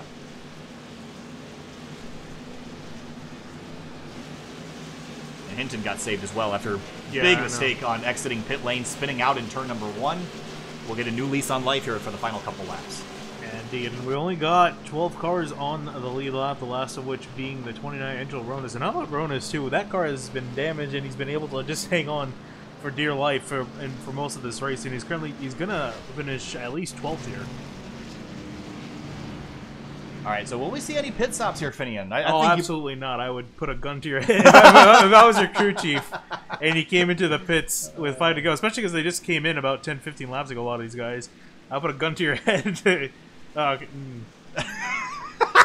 We can't. I mean, we're gonna fire him at this point, right? That's ironic, because me and Kyle own that car. And also, Eli every week is competing for prizes as part of Sim Motorsports. If you go out and win a race, you get $10. You qualify for the chase, or if you win the championship, we get to keep our money. Is what we're looking at this. Eli Hinton gets $10 for winning a race in any Sim TV broadcasted league, and we'll get $25 if he wins the championship. So there's small potatoes. We're not working for a whole lot here. So so he's got that to look forward to. So he's running for a little mini Dash for Cash every single race. But he was very, very fast tonight, but got caught up in a pit road penalty situation and then spun out, leaving pit road. So he's had some trouble in the pits, and more still on this next stop. But he'll have a chance to go up there and race for it at the end here. Yeah, so 22 Mark Emerson, 29 Angelo Ronis, and the 13 of Eli Hinton all came down on pit road. Everyone else stayed out, but yeah, fuel not going to be a factor at all here in this final restart, and this should definitely be the final restart, as we should get the green coming to 5 to go. So when the green flag flies again, if it's going to be basically checkers or wreckers. If they crash, the caution's out, race is over as soon as the yellow flies. If they don't crash, whoever gets to the checkered flag first will be your winner. Yeah, if they get the white flag, I believe caution shouldn't trigger. We're not biased. We're just we're biased. We're biased in the opposite way. We're gonna fire him from the booth. All right. Well, anyway, Bell continues to lead again. I don't know if you can call that lucky or unlucky with the whole situation that just happened the last couple laps, but it's certainly interesting for him. Yeah, I mean, the only other guy he's got to work with. Brian Long is currently back in lane, so he's pretty much got no one to work with. And I think honestly, just scanning through the field, almost no one is around their teammates, so they're all disjointed. It's all up in the air here, and pace car lights are out here. We're gonna have one final restart with 5 laps to go. Predictions. I have nothing. I have nothing. No one's really shown any real sheer dominance in the front of this in this race. I would say Alex Bell's got a good car, but he's been helped out by his teammates, so I'm not sure how he's going to deal with a bunch of guys going around. I would say potentially that 43 of Jacob Hall. He's seemed to be pretty good in the draft, and just working around it. He's going to be starting outside lane. Only thing though is he's got Cole Bagunia ahead of him. We don't know if that damage is going to hurt him, so that's kind of up in the air. I picked that 43 at the beginning of the night. I'm still going to pick him now. I think it's go time. I think he splits that car 3 wide. I think he takes some people with him. He's got Josiah Vincent lined up behind. All those cars are very strong. We still got a lot of good cars in the field here, Finney, and only 12 of them are on the lead lap. Eli Hinton's all the way back there in 11th. We'll see if he can do anything in a couple laps. What we saw last night was absolute chaos when it came down to the white flag. I expect to see nothing short of that in the closing laps here tonight. Question is, can we get to that white flag before the caution flies? Yeah, it's going to be the big question here. I think everyone's going to be going for it here. They know this is going to be the final restart. You get no do-overs with this, so they're going to be going for it all right now, especially all the top 12 drivers that are still on the lap. All right, Finian.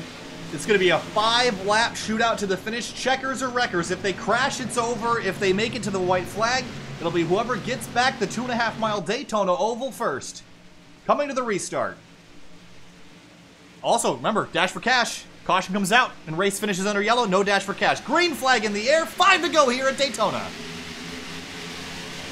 Alex Bell got a good restart. They see Cole Bagunia immediately slot in line. Jacob Hall still on the outside. He's going to duck in the outside. He slots in, and where does the 4 of Josiah Vincent go? He's on the outside with Alec Martinez pushing him. Yeah, he's got his teammate up and behind him. I'm sure they're going to try to move it on the outside. There you see Jacob Hall now go to the outside as well as everyone else. The 15 tried to block. He's still going to try to block. He's going to try to slide up in front of Bagunia out of turn 2. Sliding 3 wide out of turn 2 for the lead at the backstretch at Daytona. Oh, Jacob Here Hall. comes Jacob Hall. Jacob Hall in the middle, 3 wide. You said he was going to go 3 wide, and there he is. I told you he's going 3 wide. He's going to push Alex Bell to the front. Can he slot in ahead of the 48? By Bagunia. Here comes Jacob Hall to 2nd place. Josiah Vincent, where did he come from? Alec Martinez as well, sitting in 5th place right now with Bailey Turner on his inside. Coming back to 4 to go. And can they survive on that outside lane? Here comes the 43 of Jacob Hall trying to go to the inside. Alex Bell 4 laps ago. It's just an absolute mirror driving inside that 15 car right now for a $30 dash for cash and for race victory in round 1 here at Daytona. Here comes Jacob Hall looking to the outside. He's stuck up there. Now here comes the 48 of Jeff Wright to the inside. Jeff Wright, big push on the back of the 15 out of turn 2. Where does the 4 go? Does he push the 43 or does he go somewhere else? Big launched on the back straightaway. I think he kind of has to. He's going to lose too much time going around the outside, so they're going to have to work together for a little bit. Alec Martinez in line there as well. The 15 car pulls out in front. He's got the 48 of Jeff Wright pushing from behind. Bailey Turner, Cole Bagunia, and the 08 of Brian Long tucked in there as well. Yeah, indeed. And Elliot Butler's also back up in this pack, and these guys are going to be going Whoa, for here. big Jeff block. Wright to the inside below the yellow line. He gets back up there. And how about Bailey Turner coming out of nowhere? Alex Bell is absolutely driving for his life right now. Side by side, big push again. The 48 below the yellow line. Can't pass down there. Coming to 3 to go. 2 laps to go before they come back to the white flag. After that, it's going to be racing to the finish line. But before that, if the caution comes out, it's going to be race over. The 48 car's got to run. He's to the outside of the 15. Here comes Jeff Wright. Big push from the front, to the inside. Wow. Contact. The 15 car's in the fence. They're going to wreck right here. Everyone in the fence. The 48 up on the roof. And driving past the smoke, Cole Bagunia is in front of the field. Cole Bagunia is our leader right now. Was he out front when the caution flew? He is definitely in front, though, but what I'm concerned about is did he make that pass below the yellow line? We'll have to find out here, Finian. But the 12 of Cole Bagunia, right place, right time. Eli Hinton riding in 2nd place right now. He made it through. He was able to make it through in seconds. The 48 car of Jeff Wright was up in the catch fence, come across the line. Yeah, that car is crabbing to the line. He's just trying to make it back there. And where does everyone pan out here, Finian? I think it's going to be a while until we get this all sorted where everyone's supposed to be. Then we'll go back and take a look at the wreck. I think Emerson was scored in front of Eli Hinton.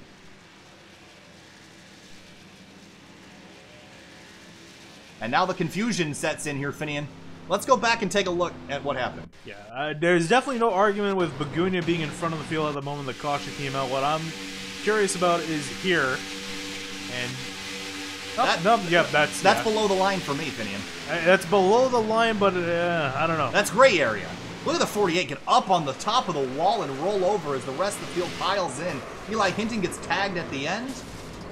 I think Bagunia's got to be out front, but the question is yeah, it depends on how race control looks. Was he forced down there, though? He kind of was. He made the move. Bell made the move on him. So again, it's up to race control, because remember we had that situation last time at Talladega. With hard, oh yeah, we did. But there wasn't in the rule book then. Yeah, but now it is. In the rule book. So it's up to the admins on determining, and you see all the carnage. All right, at the line, so we've sorted everybody out. It looks like Alec Martinez is sitting in second place after all that. And Cole Bagunia continues to lead, so I haven't heard anybody tell me otherwise here. So, again, unless something happens post-race, or if something happens before we get back to the line, I think we're looking at a race winner here. We won't call anything. We're not going to declare anything until we get official confirmation from race control about the pass below the yellow line and whether or not that was deemed legal. Alex Bell gets to limp his car back into third place. Eli Hinton continues to drop a couple spots here. I think he has to give some of these back. The 48 of Jeff Wright would climb the catch fence, limping a very, very damaged 48 car back up to the front. And as the camera angle changes, just look at the field. Every single car is junk. It's actually pretty similar to last night in that respect. Wow, the 43 of Jacob Hall also crabbing back here. Well, that car is just, literally looks like a crab. It's just skating sideways across the track. It looks like an exaggerated version, because you know how the real-life Cup cars are skewed out to the right a little bit? That's like an exaggerated version of that, but yeah. Cole Bagunia going to come through 3 and 4. Alex Bell is sitting in the dash for cash position, but caution came out. Caution came out, and no dice, no dollars for Alex Bell or anyone. All right, coming back to the checkers. Cole Bagunia's in first. I'm going to assume that he's a winner. He's the unofficial winner. Unofficial. We'll give him that. We do have a disclaimer that all the results are unofficial until they're declared official.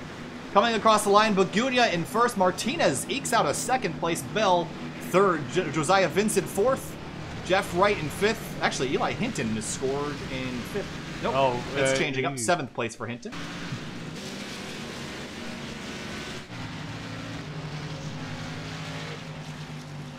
Is there any disagreement here? Congratulatory? I'm not exactly sure what's going on at this moment.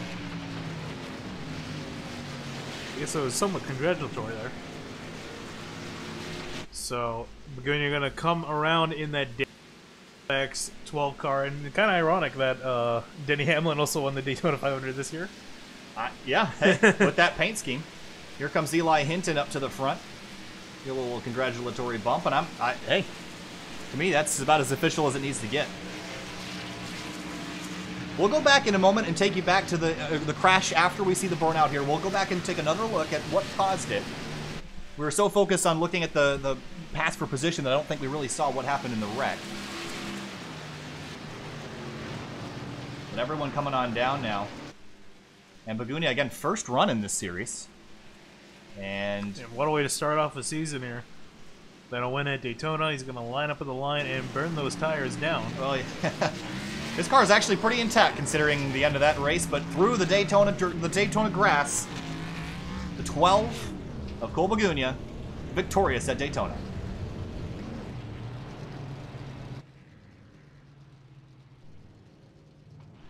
He's going to definitely celebrate this one. What a brawl at the end there. Indeed, some incredible defensive driving from the 15. He was able to keep most of the pack at bay there up until turn 3 on lap 3, but 3 laps to go. But just incredible driving for a lot of people there. And honestly, that wreck should have happened 2 laps before then. I was amazed that we made it that far, Finian. Yeah. Well, Bagunia continues his burnouts. I do want to go back one more time and take another more extended look at that crash. Just because it was pretty entertaining, and I just want to take another look before we kind of determine what the deal is here. So it's going to take us a moment to find it. But here's another look.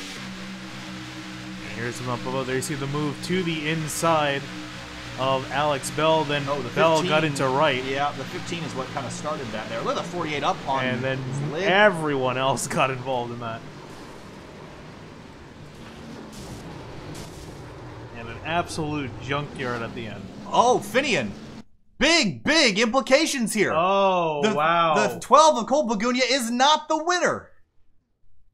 And it's going to Alex Bell. No, Alec Martinez Alec in the Martinez. 18 car. Alec Martinez has been declared the winner. Wow, and that's why we said it was unofficial. And there's the call from the admins. Wow.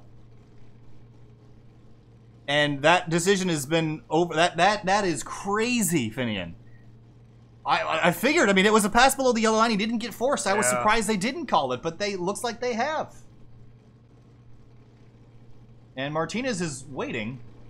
Not sure if he's waiting for... I think he might be waiting for a more official confirmation here. While they're still working on that, let's go back and continue our look at the crash.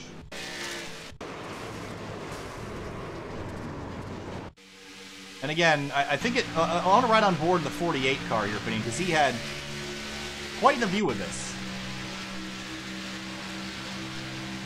Actually, this is the lap prior here. I should probably find a little bit better... let's grab the correct lap.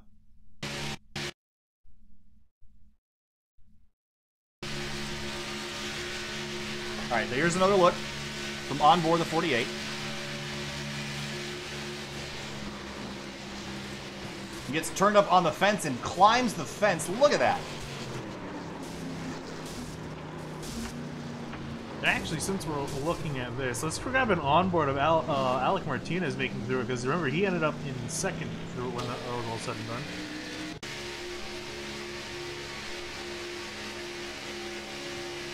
So this is the lap. I keep hitting the lap. I gotta change this setting real quick.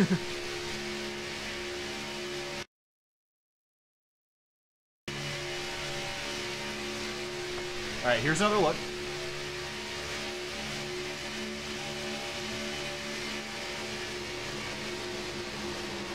Through the middle, he's in it. I mean, and then... Oh, wow. He was in it, for sure. He's in it, and yeah. And here he is, and doing burnouts. Yep, and Alec Martinez is our winner again, here. Again, the reason why is because the 12 car of Cole Bagunia was penalized because of the pass below the yellow line before that crash happened. Alec Martinez wins at Daytona. All right, now that we've gone through all that, let's go to break for a moment. We'll be back to interview everyone involved. We'll be back in just a moment.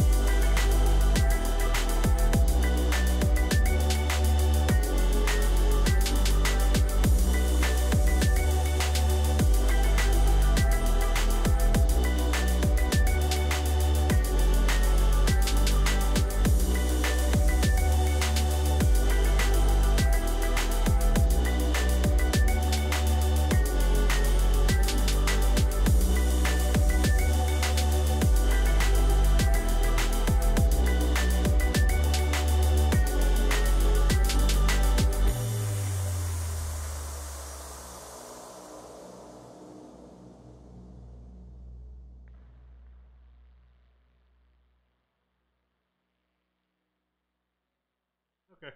Welcome back live here to SimTV, and this is the first. I think we've had finishes being overturned before. This is the first time overturned and overturned. Yeah. Although again, that wasn't an official word from that Alec Martinez won. It was still under review at the time. Yes. And he was doing burnouts. He thought he won. Yeah, and that's what it seemed like. We thought it was official, but all right. So here's the situation that we've been informed. The 12 car of Cole Bagunia is the winner because when he went below the yellow line, the 2 cars that were above him crashed, and that's why he passed them. Yeah. He didn't advance his position until they crashed each other. And if you want, just don't take our word for it. We'll go back and we'll show you another view of it. Yeah, all right. Let's start from the chopper camera. That'll probably help. Yeah, I think that would help. So we're gonna go and review this again with you, so that we can show you what happened. All right, so we're gonna go chopper camera here.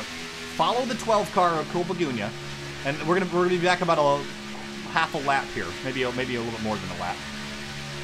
So this is all the chaos. This is coming to the white here, Finian. So Cole Bagunia is trying to set himself up for the end of this race, and he's sitting 3rd in line, which is typically a very good place to be. Yeah, indeed, especially when stuff starts to go down. So here he is riding on the inside line, up and behind the 48 of Jeff Wright. So this is where it gets a little bit hazy here, I think, is the 48 and the 15, they go up to kind of block each other. The 12 car gets a great run on the 15. The 15 car comes across the racetrack. The 12 car goes below the line, and then watch. He has not passed them yet. Yeah, and now he's passed them as the wreck starts. Yeah, so the only reason he got by them was because they crashed. That's the only reason that the 12 car is declared the winner here. So we'll head back live, and now the official results are here. Well, they say unofficial, but they're official now. Cole Bagunia, your winner, out in front of Alec Martinez. It's pretty crazy. Yeah, indeed, it was very crazy. Went to several different people for the race win there, but finally we settle on one, and it's going to be Cole Bagunia, who earned his burnout earlier, and we will be walking home away here with the win. All right, now I think we got a couple people waiting for us in the broadcast booth. Let's talk first to Alec Martinez, who finished 2nd in that number 18. Hey, Alec Martinez. Hey. Well, that was a little bit confusing for everybody there at the end, but it looks like you're going to come home position number 2. Walk us through that last lap. We're going into 1, and I don't know. I just going into 1. I fell back behind Elliott, and coming off of 2, I still behind Elliott, and I tried peeking up high, and I saw Elliott go shoot a gap through the middle, and I tried to follow him. And then the next thing I saw was I just saw cars crashing in front of me, and I stuck it in the gate. I said, "Cole, trickle it and don't lift," and I got nose first into the wall and came back down, and there are more cars. So, oh well, it's plate tracks. The last time we were going to race this, everything's going to be new.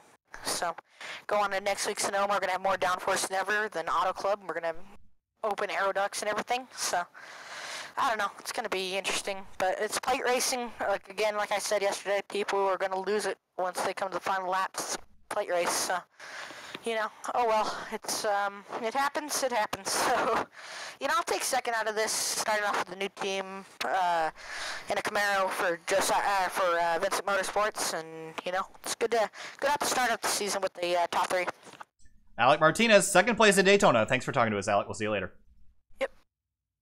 All right, next, let's talk to Alex Bell, driving the number 15 car. Alex, looking back at this, you were in a great spot with about 10 laps to go, and then it all kind of unraveled in the closing laps. Walk us through the last 5 for you. Yeah, that was crazy. If anyone's mad at me for throwing the blocks, I was throwing there. I understand it, but that's kind of the nature of the beast here at Daytona. I had to throw blocks to try to stay out in front, and Cole had a great run. I knew he could kind of take me either way he wanted to, so I tried to block the inside, and all this stuff happened. He went below the line there, but I feel like I kind of forced him down there in the first place. But it was really a fun race, man. It was a really fun race. Excellent. And obviously, a full season effort for this year for you and that number 15 car. This has got to be a great way to start out your season with a top 3, though, right? Oh, yeah. Very, very. I had really high expectations for myself in this season and for last season also in VRL and the handful of races I did.